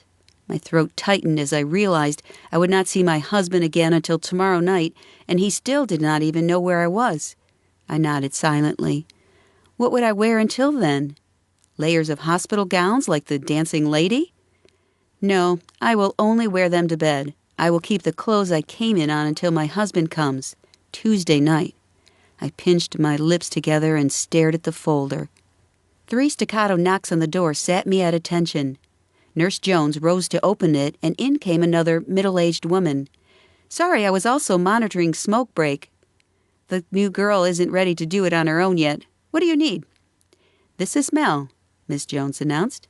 "I need your help with the exam." I presume this was the woman that she had been looking for earlier. Nurse Jones turned to me and forced a little smile. "I'm going to need you to take off your clothing so that we can examine you. I know it is cold in here, but you have to get down to your panties." I slowly rose and followed instructions as the nurse opened another page in my file that showed the front and back of a non-gender specific humanoid shape, more like a thin gingerbread or toilet sign figure, and poised her pen as Lisa called out each pimple, scar, and blot on my flesh.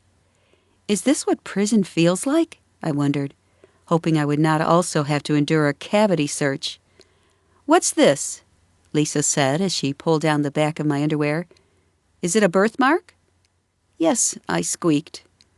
Lisa ran her gloved hand over my back and said, "Nothing else significant," to Constance, and "You can get dressed again," to me. I turned my back to them and tried to regain my dignity as I put my clothing back on. They look at naked people all the time, I thought as I bowed my head. Just not this person. Lisa then said she needed my picture and had me look at her while she hit the button on the instant camera. I nearly glared, but tried to soften my features. "You can sit back down now," she said, as she placed the gray-toned, undeveloped film shot and the camera on the desk. Nurse Jones said, "I'm good, thanks." Lisa said it was nice meeting me, and I mumbled, "Thanks," in return as she left. Constance went back to the visitors list and said I could have toiletries, but they had to be alcohol-free, and I could have a journal or books brought in. She then pointed out there was a schedule of activities, and I would be in Group A. "Group A is highly functioning like you are. You'll be fine. When it is time for activities or meals, just line up at the door and we'll take you all together. Like I said before, you will have your own room. Lights out is 10 p.m. Someone will check on you every 15 minutes. You need to keep your bedroom door open. You will also need to keep your bathroom door open. Your room has its own bathroom, but it is in A wing, which is closed until just before bedtime. When you are not in meetings or doing activities, you will be in the main room outside this door.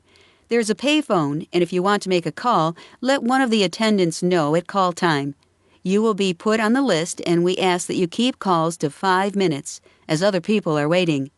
Do you have any questions?" I told her I did not think so, but she continued. "Group B will also be in the day room with you. If there is a problem, let the staff know, and we will handle it, okay?" I agreed and wondered if I could at least get something to eat. "I have to ask you some more questions, but before I do that, have you eaten lunch?" "I didn't even have breakfast," I whispered. "We'll get you something," she said, as she stood and opened the door. "Lisa!" She waited a moment and said, "Where did Lisa go now?" A voice on the other side, perhaps the young woman from earlier, said something about medication time. Nurse Jones barked, "I need a lunch for this patient. Can you make sure Lisa calls the kitchen and brings something for her?" The voice agreed, and the nurse settled down a bit with a sincere sounding "Thank you," as she shut the door and returned to her seat at the desk. "Okay, I have several questions to ask you. Ready?" Without waiting for my answer, she started. "Have you ever attempted suicide?" "No." "Cut yourself?" "No." "Refused food?" "No." "Been overly religious?" "No." "Had visions?" "No." "Forgotten where you were?" And the questions continued until she completed them all. I was struck by the overly religious question. What did that mean? "Okay, let's get that room assignment and that lunch," she sighed. Her hard edge was gone, and I chalked it up to being a stressful shift. We stood, she opened the door, and waited for me to leave the room first so she could lock it behind us. In front of me was Dancing Woman, now arms reaching to the sky as she yelled, "Talk to me, Jesus! Make me your instrument! Talk to me!" "Felicia, Jesus is busy. Why don't you go to your room and lie down for a nap?" Nurse Jones said. Then turning to me, "Go ahead and have a seat. I'll see about your lunch." I picked one of the round tables and pulled out a chair, back to the phone, but facing the nurse's fishbowl, and I watched Felicia as she told Constance that Jesus was coming for her, to use her as his instrument, and I guessed this is why I was asked if I were overly religious. A slender, brown-haired man in a concert T-shirt and well-worn jeans said hi, but kept on his path toward the love seat with no cushions. He looked at the older black woman sitting on the sofa and asked if she knew when the cushions would be back. The woman barked, "Who knows? If that fat pig hadn't pissed on them all, we'd have a place to sit. This place is disgusting. They ought to be ashamed of themselves." He didn't engage her further and did his best to look comfortable sitting on the hard love seat frame, minus any cushions. So this was to be home. I could not leave. I would not see the doctor today, and I wanted my husband. By now I was too numb to cry or to care that I had not eaten, and I saw the clock said it was nearly 1 p.m. If I were at school, I'd be on detention duty, I thought. Instead, I'm now being detained. I looked around and wondered if they still did electric shock therapy, and envisioned Jack Nicholson's character from One Flew Over the Cuckoo's Nest. Part 2. Understanding Depression and Assisting Recovery. I fully expect that people who buy books on depression want to know how they can help themselves or someone they care about. Now that you know a bit more about how situational depression can manifest and the state of at least one type of treatment, the remainder of this book should help you answer, now what? Let me start by picking apart my journey. Things I could have changed. 1. Stop beating myself up for my screw-up. 2. Taken time for a more serious one-on-one conversation with each of my bosses to find a way to get the help that I so desperately needed to serve my students. Stopped hiding from Mrs. Sopa after my mistake and one request for help, and rebuilt the trust that I had lost by a conduct error. 3. Resigned from teaching the year of my error. 4. Seen a therapist and a psychiatrist as soon as depression and same shit Satan walked into my life. 5. Reached out to those who had power to change the schooling system, become an advocate for the students, tried to stop social promotion and excessive emphasis on standardized testing. 6. Continued my exercise routine to keep up my energy and reduce my stress. Eaten more healthy foods, the kind that comes from the garden instead of the Frankenfoods that list more chemicals than nutrients.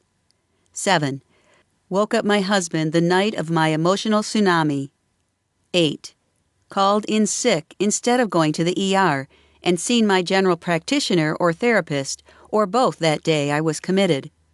In other words, even though I am not to blame for being depressed, my actions and choices made it infinitely more difficult to recover. Now that I feel like myself again, and depression is not running my emotional and mental responses, I wanted to share my story in hopes of saving at least one life, much the way anyone impacted by any horrific event would speak up and sound the alarm if confronted by the same situation again. I had depression, a mental illness, but I am not crazy, a word that we should not use to dismiss those with mental diseases anyway. I was committed, but I'm certain that I did not belong in that institution. The hospital was filled with caring employees, and I know that most who worked there were doing the best that they could, knowing full well their inadequate funding, less than optimal setup that mixed group A and B residents, who were both trying to retain dignity and recover, and the low number of human resources per patient. Looking back upon everything, knowing what I know now, if I were as frustrated in a future position, I will use my voice and strong sense of injustice to speak up at work, defend myself, my colleagues, our students, against the system that was serving so few of us. I will fight against a canned, standardized curriculum and excessive testing solely for data points. I will encourage parents to voice their rage with the policymakers and students to share their concerns with their parents. I am deeply grateful for all that went right while teaching in a situation where I felt so powerless and angry. Most of our students improved their overall performance, grew as young people, had genuine moments of insight and personal growth that I hope will be part of their core personas lifelong. They made me proud, and even though they did not know why I'd been in the hospital that October, we found common ground to make the system as palatable as possible as they made their way to the promised land of passing. Students are the heart of education, and in my case, my whole reason for even wanting to be an educator.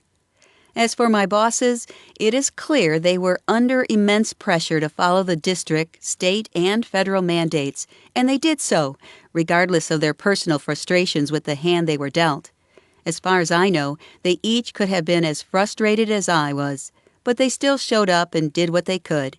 My fellow educators, who were just as beaten down by the mandates, showed up, jumped through more hoops than a circus dog, managed their personal and family lives, and still supported each other. Several knew what I was going through and did their level best to bolster my vision of myself, and for that I am forever grateful. I hold no one to blame, not even myself, for the journey I took down the rabbit hole, because I honestly could not have fought my way out of a wet paper bag at the time of my depression. Now that I am back to my feisty self, complete with penchant for salty language, I am speaking up, have taken out my hypothetical hammer, and am ready to beat down the factors that contribute to the many-headed hydra that is depression, including causes, challenges with self and professional care, and erasing stigma. Depression run amok. Depression, as you have read, can escalate to levels far more dire than those around us realize, all the way to the worst possible outcome, suicide, because left unchecked, untreated, and unsupported, that's where we could be headed. Robin Williams was not under the influence when he died. Spalding Gray's temperament and health had changed dramatically as a result of an accident. Sylvia Plath, even after giving in to her illness, had the smarts to put rags around the kitchen door so gas would not reach her child. Norma Jean swallowed pills when she could no longer stomach her agony. Decades apart, two men in my hometown waited until their children were in school, while another highly esteemed man in the Bible Belt plunged his gun into his gut in a parking lot as friends, including a well-meaning preacher who knew him personally, looked on and begged him to change his mind, if not for himself, at least for his estranged wife and children who were inside the church. The cobalt thread of unbearable pain and sadness draws these stories together. In our ability to understand, we tie them into the same knotted category. Trying to connect each incident is like saying all car collisions are identical when in reality only our terminology links them. We are each different bodies and minds with individual needs. Should our treatment solutions be unique too? Over 7 billion people are on Earth, and as I write, I stare at the world population clock to see today's birth rate has already topped 13,000, and those who have passed away are just under 10,000, from all possible causes combined. Environmental resources are dwindling. Human impact is accelerating. I can't help but note the irony that saving lives could possibly lead to the planet's demise. As for realists who wonder why preventable death matters, I tell you that I am a romantic, and I believe saving lives could change the world for the better. Not so certain? Okay, as food for thought, I'll direct you to my Pinterest board on defeating depression and anxiety, to the pin that shows famous faces of depression, as a graphic created by ifred.org. In regards to how I became depressed, there are genuine underlying medical reasons, which I won't go into depth explaining, but even if I were entirely psychosomatic, what person has the right to judge me, save myself? Certainly we have no business judging each other, and yet we do it. All of us do it, day after day. This leads to stigma, shame, and helps no one. So I'm asking us all to stop. Suspend categorizing and finger-pointing. Open each of ourselves up and prepare to see the truth of clinical, life-threatening, ever-present depression. It is a disease that comes unbidden. Of the 350 million worldwide sufferers, most of us are survivors for our time when old age or other circumstances call. If you have never experienced something as basic as the Sunday blues, it may be hard to grasp how any high-achieving, success-oriented person can end up locked in a hospital when all she did was ask for help because her medicine had not yet kicked in. You may question how someone else, a person who never misses work or school, could suddenly lose his grasp on daily routine and be drained of all strength, needing immediate transportation to a mental health facility. For you, depression exists in literature, film, and perhaps in a once-in-a-lifetime nightmare. But in reality, the despair of depression grips roughly 1 in 5 minds. That is one heck of a lot of us that you ought to try to understand a bit better, if for no other reason than to keep yourself informed. Medications, therapies, and denial all contribute to the rise and fall of any disease, but I believe that truth, understanding, and connections can suppress the impact of many diseases. The negative loneliness of depression thrives in darkness and softens in the light of day. Depression can be deadly, and treatment is not telling someone to get over it or to snap out of it. Saying a prayer and singing a happy song won't transform brain chemistry. Every patient is different, but understanding and unity can save lives, build community, and change someone's world. Likewise, speaking about it will not lead someone to take his or her own life, and can open his or her eyes and hearts to the good in you for reaching out and in the world for having assistance.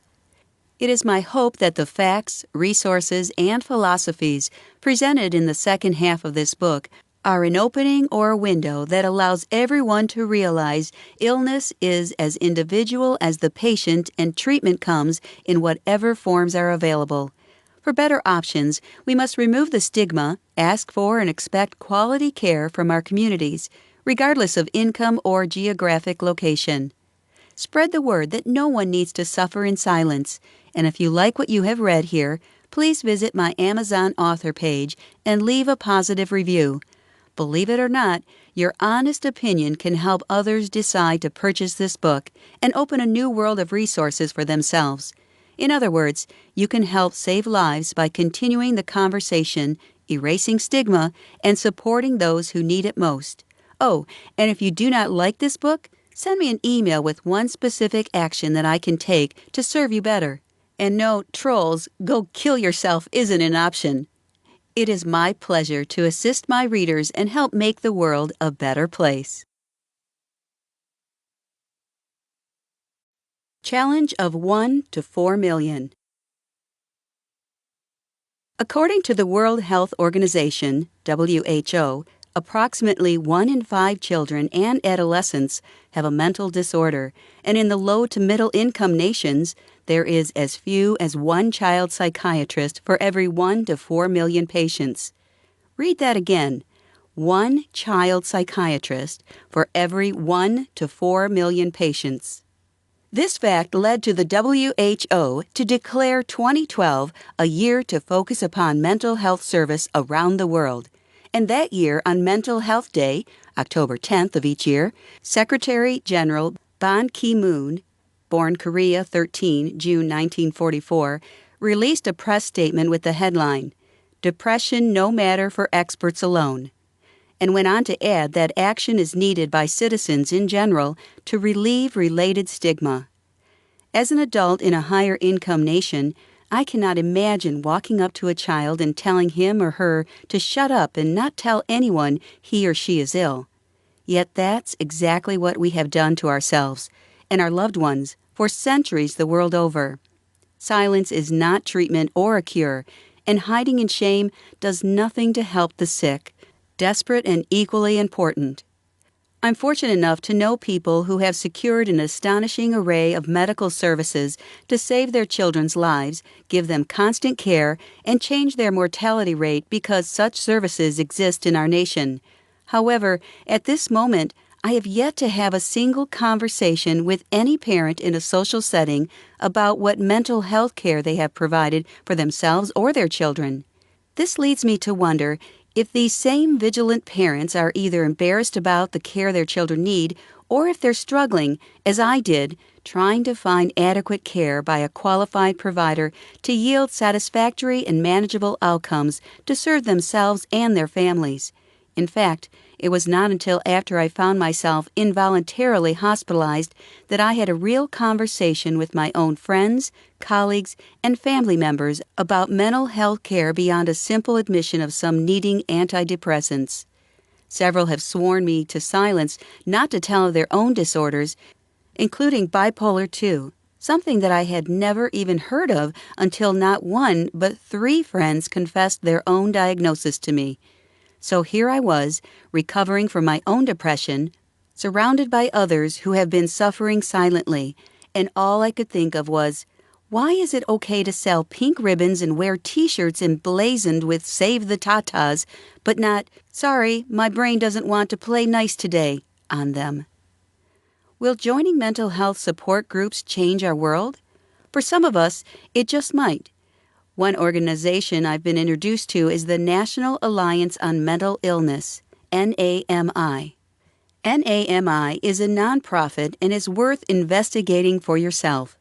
You'll see they have warning signs, treatment options, mental health by the numbers, and their stigma-free pledge. In looking at their infographic for the United States, I confirm that suicide is the 10th leading cause of death in my nation, as noted by the American Journal of Psychiatry and U.S. Surgeon General Report, 1999. You can download and see the entire infographic here. Go ahead, I'll wait. Now that you've seen a few famous faces, heard a few statistics, and checked out things for yourself, I hope you will agree that something needs to be done to help people live healthier lives and be treated with dignity. What causes depression? Anger turned inward, as noted by Julie and Saul, my former counselors, not their real names by the way, is one theory for the cause of depression. Enduring chronic pain also leads to the loss of resiliency. Those who are chronically bullied and marginalized, such as members of the LGBTQIQ communities, are at high risk for depression. People of color are at risk in America because the playing field is not level for them, still in spite of all the advancements of the past 50 years. Soldiers with PTSD and people who have suffered traumatic brain injuries, including childhood concussions, are also at risk. Adults whose whole identity is wrapped around a job or life role they no longer hold live with depression. When a person feels there is absolutely no way out of a situation that she or he cannot control, sometimes the only relief that person can imagine is a final exit from life itself. Feeling of futility, weakness, and despair are real. I'm not a doctor or therapist, and I certainly don't advocate anyone living my path. I am laying it bare so that perhaps you, or someone you love, will see that watching a funny film, changing a job, or other relationship by itself will not resolve clinical depression. The mind is a complicated instrument, and our biology complex. Do not think finding or employing only one solution will bring you or anyone else to perfect mental health. What do we do? For some sufferers, medication can help once it kicks in, if the side effects do not outweigh the benefits. Cognitive therapy and life changes give patients some power back. Talking about our anger, powerlessness, and frustrations also helps, which is why I was willing to tell my whole truth. Even now that I'm better and stronger, nothing scares me more than telling everyone I know how I experienced depression and contributed to it. But it is the only way I've left to let all of my anger go.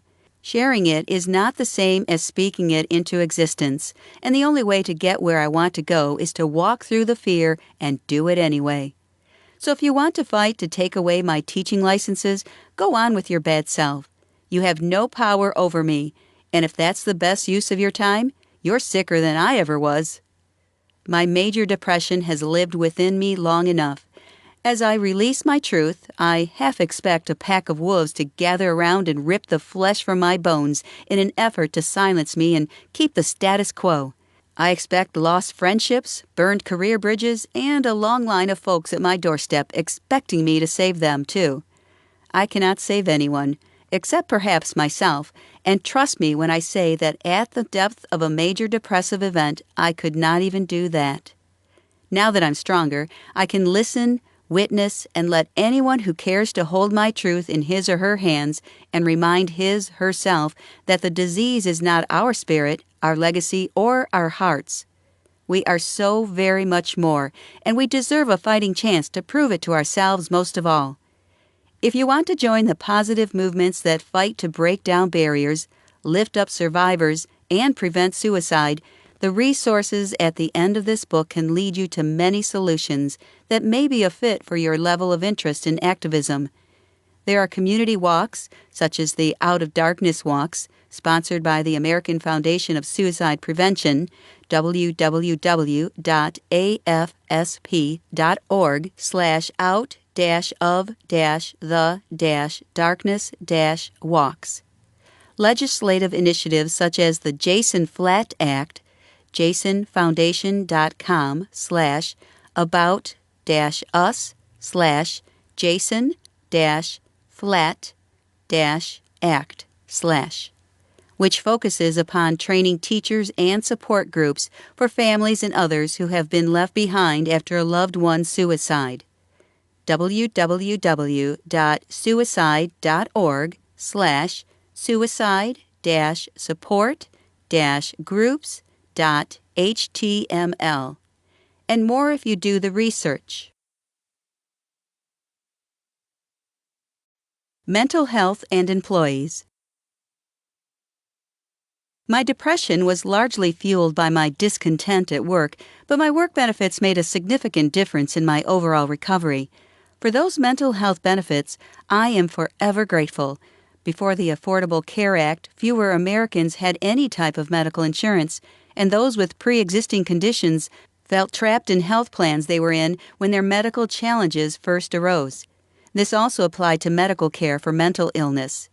One case study that has been touted across the Internet is of the Fortune 500 company Pitney Bowes' change in the late 2000s to an employee-directed health benefit plan, giving employees more leeway on where their medical benefit dollars would be spent, including for mental health services.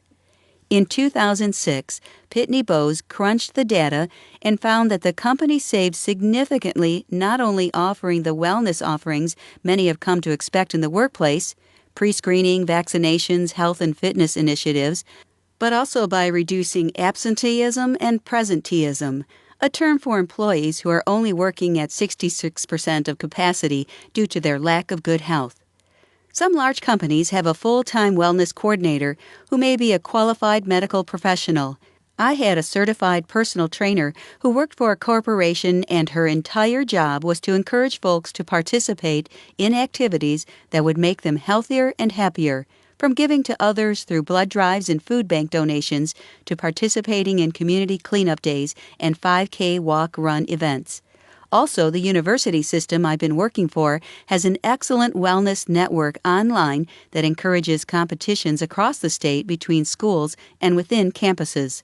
Sometimes these little encouragements, along with a great support group of friends at work, can make a significant difference for someone recovering from major depression or help someone from going too far down the rabbit hole.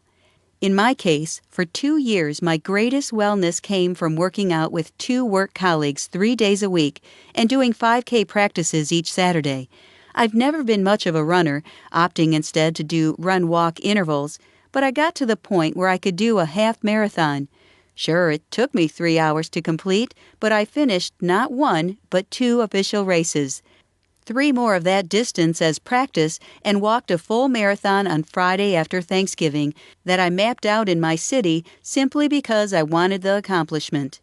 It was only after I changed work sites and stopped these regular activities that major depression snuck in and robbed me of my energy and joy. Now that I'm recovered, these same kinds of routines are appealing to me bit by bit, and I finally feel like I've come full circle. Does that mean I'll be doing another half marathon?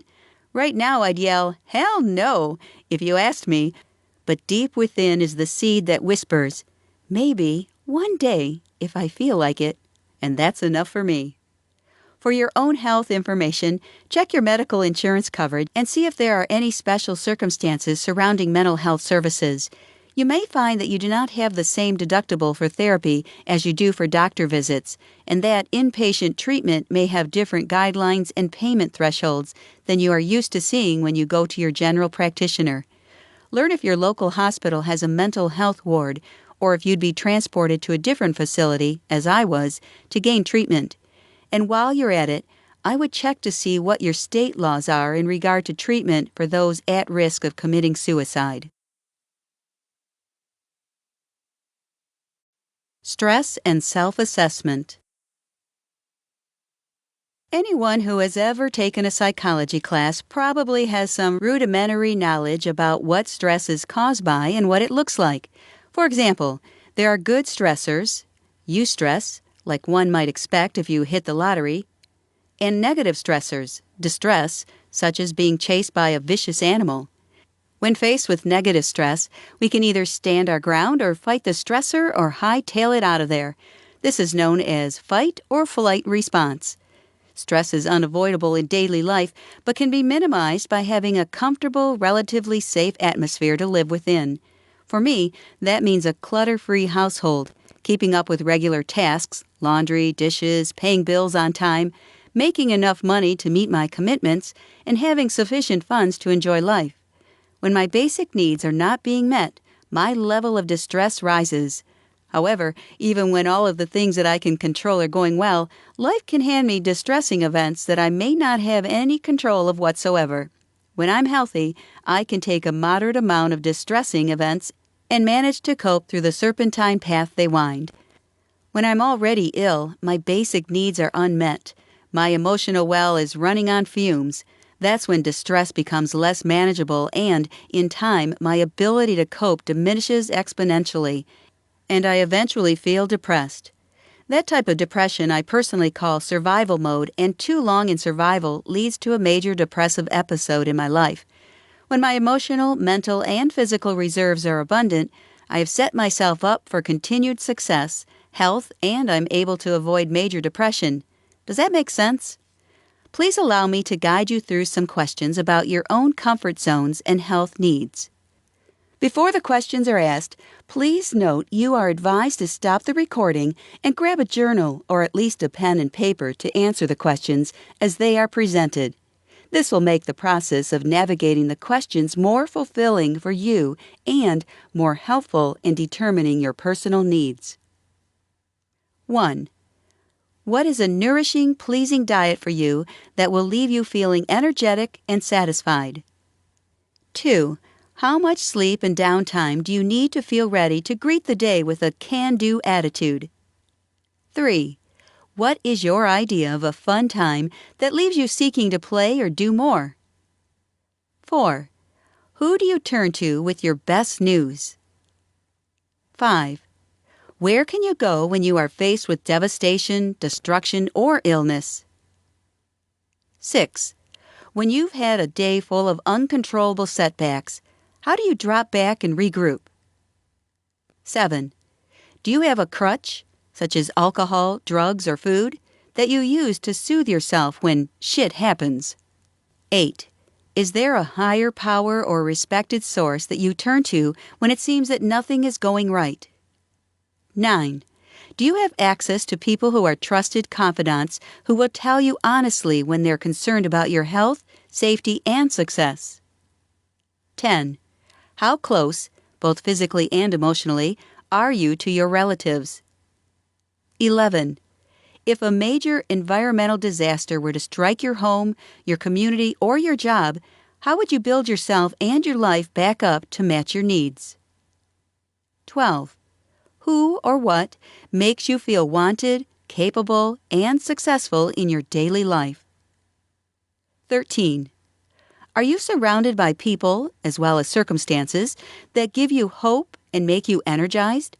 Or does your daily routine tap your reserves and leave you feeling drained? 14. If you were suddenly sidelined due to circumstances beyond your control, who would step up and help you out, even if that meant asking for assistance? 15. Have you learned to ask for help without feeling ashamed or guilty? If you truly have taken time with these questions, you should have a clear idea of the strength you have to hold you up, keep you moving in a direction of your choosing, and catch you when you fall. Notice I did not say catch you if you fall. No one is strong all the time. Realize that there will be low-ebbing moments in your energy and have a plan to deal with it. As one of my former supervisors told me, always have a plan B and expect to always use it. 5 ways to help someone face depression. 1. Don't give trite or glib responses to someone about their depression. This is a life-threatening disease and needs to be treated as such. I expect that you would never play a song like, "Don't worry, be happy," to cure someone with lymphoma. Certainly, depression is a mood disorder, but playing a film, a visit by a clown, or giving one hug will not make it vanish.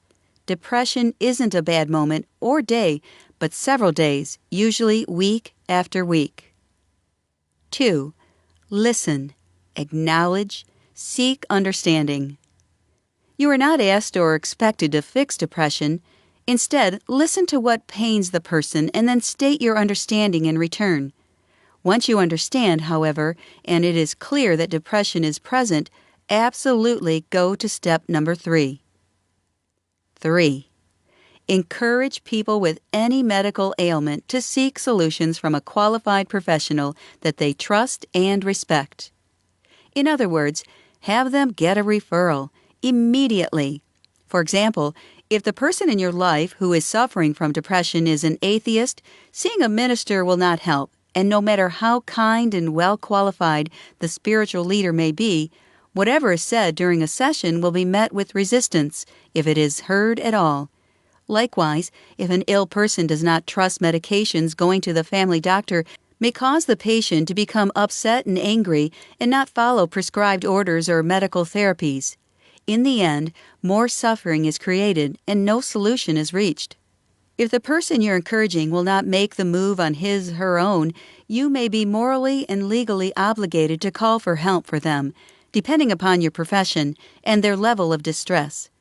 Now I bet you're thinking, but she trusts me. If I do that, I'll lose his or her trust. Look at my story. Was I ticked off that I was committed? You betcha. Could it have saved my life if I really was going to harm myself? Yes.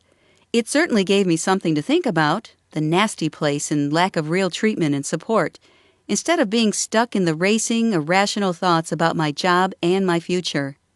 As a result, if I had a situation where I felt I needed to contact authorities for myself or someone else, I would. I would rather have an angry friend than a dead one any day. And yes, I did swear I could never go back into such an institution on my own. But let's be realistic. One live Mel is better than a dead one. Period. 4. Offer help in an area where you're highly skilled and interested in doing so. I'm a firm believer that people with depression are often so bereft of energy that even undertaking the most simple of tasks is nearly impossible, including meeting their own basic needs of bathing, eating, resting. If you want to do something that really does help, offer to run a bath for a friend. Take the kids out for a bit while your loved one rests. Bring over a simple meal and share it. You don't need to be a superhero or take over their entire treatment plan or make it your mission in life to turn them around single-handedly, which is a recipe for your own emotional downturn once you are exhausted and spent of any energy reserves that you have.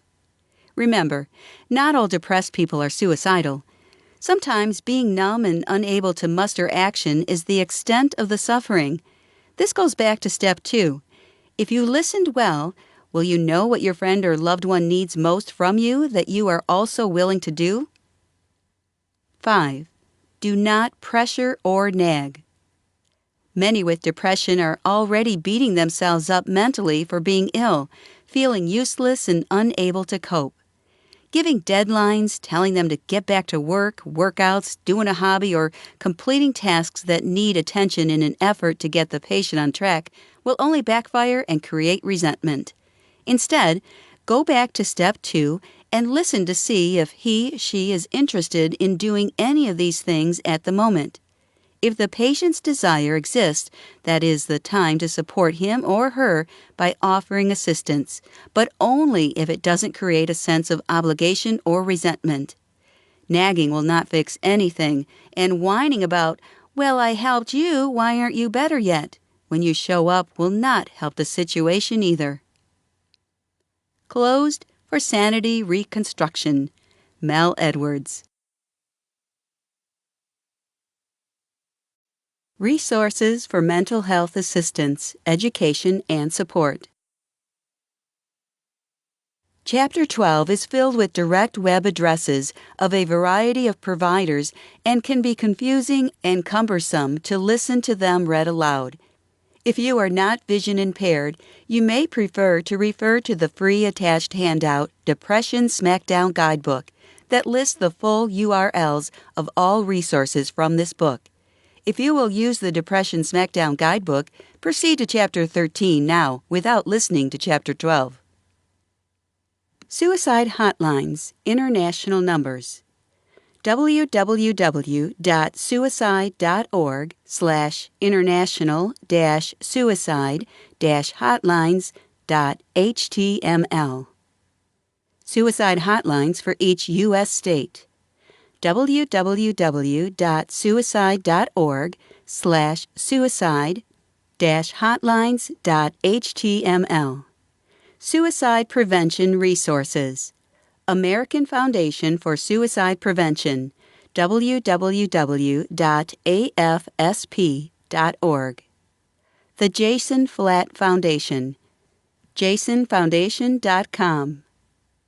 The Jed Satow Foundation, www.jedfoundation.org. NAMI, National Alliance on Mental Illness, National Site. Note, individual state sites also connected to national pages. www.nami.org. Organization for People of Color Against Suicide. www.ncsp.org/nopcas.html. Suicide Awareness Voices of Education. www.save.org. Stop a Suicide Today. www.stopasuicide.org. Substance Abuse and Mental Health Administration. www.samhsa.gov. Suicide Prevention Resource Center. www.sprc.org. The Trevor Project, LGBTQ. www.thetrevorproject.org. U.S. Department of Veterans Affairs. www.va.gov. Yellow Ribbon, Suicide Prevention Plan, yellowribbon.org. Support organizations for peers, friends, and families. Active Minds, www.activeminds.org. Depression and Bipolar Support Alliance, www.dbsalliance.org. National Mental Health Consumer Self-Help Clearinghouse, www.mhselfhelp.org. National Empowerment Center, www.power2u.org. National Coalition for Mental Health Recovery, ncmhr.org. STAR, Support Technical Assistance Resources Center, consumerstar.org. To Write Love on Her Arms, twloha.com. You are not weak if you ask for help or receive it. Mel Edwards. Training resources. Mental Health Screening Youth Program. mentalhealthscreening.org/programs/youth/SOS. QPR, Question Persuade Refer, www.qprinstitute.com. State and community resources, courtesy of Suicide Prevention Resource Center. Click on your state on the map for details. www.sprc.org/states. Youth Suicide Prevention School-Based Guide. theguide.fmhi.usf.edu. Mel's Pinterest Board of Resources for Defeating Depression and Anxiety. www.pinterest.com/Ms. Mel Edwards/defeating-depression-and-anxiety. Smacking down depression and anxiety is a continuous battle for many. Celebrate the victories of each hour and day. Aim to win the war. Mel Edwards. Mel's Personal Depression Smackdown System.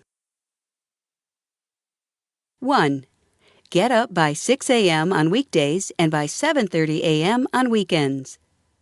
2. Work out every day, even if it is only a 2.5 mile per hour saunter on the treadmill for half an hour in total. 3. Take a multivitamin. My depression came in part due to the incredible low vitamin levels. 4. Eat something green every day, usually a salad as my dinner. 5. Nap, if needed, on weekend days.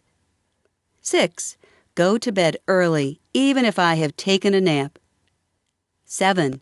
Wear a pedometer to track my activity, because it is more objective than my recollection of how active I have been. 8. Listen to podcasts from people who are doing what I admire or would like to emulate. 9. Pay down debts, because debt made me a slave to a work situation that led to worsened depression. 10. Get rid of stuff that I do not need or appreciate enough, opting for more of a minimalist lifestyle because stuff did not make me less depressed. 11. Speak up against things that eat at my soul. 12. Speak up for the good people and things in the world. 13. Admit my mistakes and forgive myself, then move onward, looking forward. 14. Live my life my way. Hashtag the bold way. 15. Do no harm. A few bonus tips. I have some friends who suffer from seasonal affective disorder. For them, having full spectrum light in the home helps keep the blues away. I use an OTT light on my desk and have a homemade low-budget chandelier in my workroom with a natural light CFL bulb. It is the brightest room in the home all day, and that makes me happier to be writing there. I rarely watch TV and steer as clear as possible from the so-called news as I can. I call the news the body count report and have since long before my depression, because it seems to me sensationalism rules in news broadcasting today, and most stations that used to give an hour of news each morning, noon, and evening now run non-stop with more editorial than facts. I'm better off looking online for anything I want to know, and it keeps my mind clear to make my own assessments of things instead of being a parrot for a talking head. Third, related to not watching the news is realizing that because I can only control what I do in the world, there is no reason to watch endless hours of others' battles. I'm aware of gun-related violence, domestic violence, homelessness, hunger, war, refugees, immigration challenges, and more. But until I can fix it, there is no reason to listen to the next set of political pundits put on a show about what they would do if they were in charge. I can, however, decide if I want to own a gun, work at a domestic shelter, give to charities, and help people one-on-one. Finally, I want to address personal identity. We each decide what we want to be known for in this life through our choices, passions, education, and actions. The way we were born and what life handed us in our youth, or the struggles of our nation, or its economy, or our businesses, all impacts who we are on a variety of levels. However, we are all multifaceted beings. If a marriage fails, we are not failures at all relationships. If a job does not work out, we can either change careers or become entrepreneurs. If we must move to live a safe life of our choosing, we can build again. Do not let one circumstance define you, as I had let one word tear down my self-worth so far that I became life-threateningly ill. I am an educator, storyteller, and author. I hope that there is at least one thing in this book that has helped you understand depression is a collection of experiences and moments, not one's entire life or identity. I will probably never return to the traditional K-12 classroom because I am not an actor. I do not teach by script. I teach people what they need to be successful at whatever outcome they're aiming for in life. I rather see the entire nation refuse to take standardized tests than to teach to one, and I will never believe that shoving kids into longer classes will make them stronger students. If you are looking to live on the bright side of life, make a difference in this world, not only for yourself, but for others, and are willing to buck the status quo to let your star shine, please join me. Live your way, the bold way, and become a defeater of depression in the process. Now what? Here you are at the end of Depression Smackdown. You have been given all you need for the following outcomes. Realize anyone can become depressed. Accept that most things in life we cannot control, but even so, we can control our responses to those events. Usually. Remember, an ill, tired, depressed, and angry person will never have the same response as a healthy, strong, well-rested, grounded person. Understand that depression does not have to be a death sentence. If over 3 million have the disease in the United States, there are many who are coping, defeating, and moving to a place of health and strength. Honor the truth that a healthy life is a daily set of choices centered around your own self-care, and these self-care choices are elements that you have immense control over. State there is no reason to be ashamed for suffering from any disease, including depression or any other mental illness. Remember that with millions of people worldwide who face mental illness on a daily basis, you are not alone. Be a positive force. If obtaining, maintaining, and promoting mental health is important to you, get involved. Reach out to like-minded people, and know that's not meant to be a joke, even if it is a pun. Take action. Be a positive force in your universe. Quotes help me still and keep me moving along the way. Here are a baker's dozen that I believe you'll appreciate, too. There are only 2 ways to live your life. One is as though nothing is a miracle. The other is as though everything is a miracle. Albert Einstein. Never be afraid to fall apart, because it is an opportunity to rebuild yourself the way you wish you had been all along. Ray Smith. Don't die with your music still inside you. Listen to your intuitive inner voice and find what passion stirs your soul. Wayne Dyer. Never run back to what broke you. Unknown. You cannot find peace by avoiding life. Unknown. If you live for people's acceptance, you will die by their rejection. Lecrae. You change your life by changing your heart. Max Lucado. When you follow your bliss, doors will open for you that wouldn't have opened for anyone else. Joseph Campbell. Happiness does not depend upon what you have or who you are. It solely relies on what you think. Buddha. You can let hate, anger, and animosity eat away at you, or you can let it go and begin again. Leon Brown. I hope that you live a life that you are proud of. If you find that you are not, I hope that you find the strength to start all over again. F. Scott Fitzgerald. Your greatest gift to your family and friends is yourself, your relaxed, happy, and fully present self. Jonathan Lockwood Huey. Become loyal to your innermost truth. Follow the way when all others abandon it. Walk the path of your own heart. Unknown.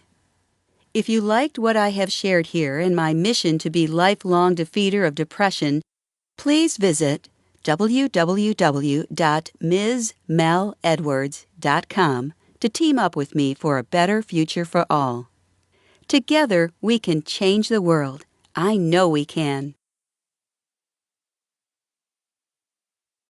Other books by Mel Edwards. The Bold Way. Find, Claim, Live Your Truth. The Bold Way Workbook. Drilling Down to Your Truth. La Manera Audaz, Spanish. As Spirit Moves Me. Poems and Photographs of Everyday Life. About Mel Edwards. Mel is a first-generation college graduate with several degrees, certifications, and licenses. She is a professional speaker, educator, and storyteller. For fun and relaxation, she participates in visual and performing arts and dreams of, one day, having her very own HBO special. Do they ever do those anymore? As you can tell, she doesn't watch much TV, so she doesn't know. If HBO went out of business, she wouldn't know that either. Anyway, don't tell her if her dream is impossible. Mel lives in Indianapolis, Indiana with her husband and their 17-year-old toy poodle, Petey. And for the record, she's feeling much better these days. This has been Depression Smackdown, Reality Check Fixed, What Medication, Therapy, and Love Failed, written by Mel Edwards, narrated by Pam Rossi of PamRossi.com. Copyright 2015 by Mel Edwards. Production copyright 2015 by Mel Edwards. Audible hopes you have enjoyed this program.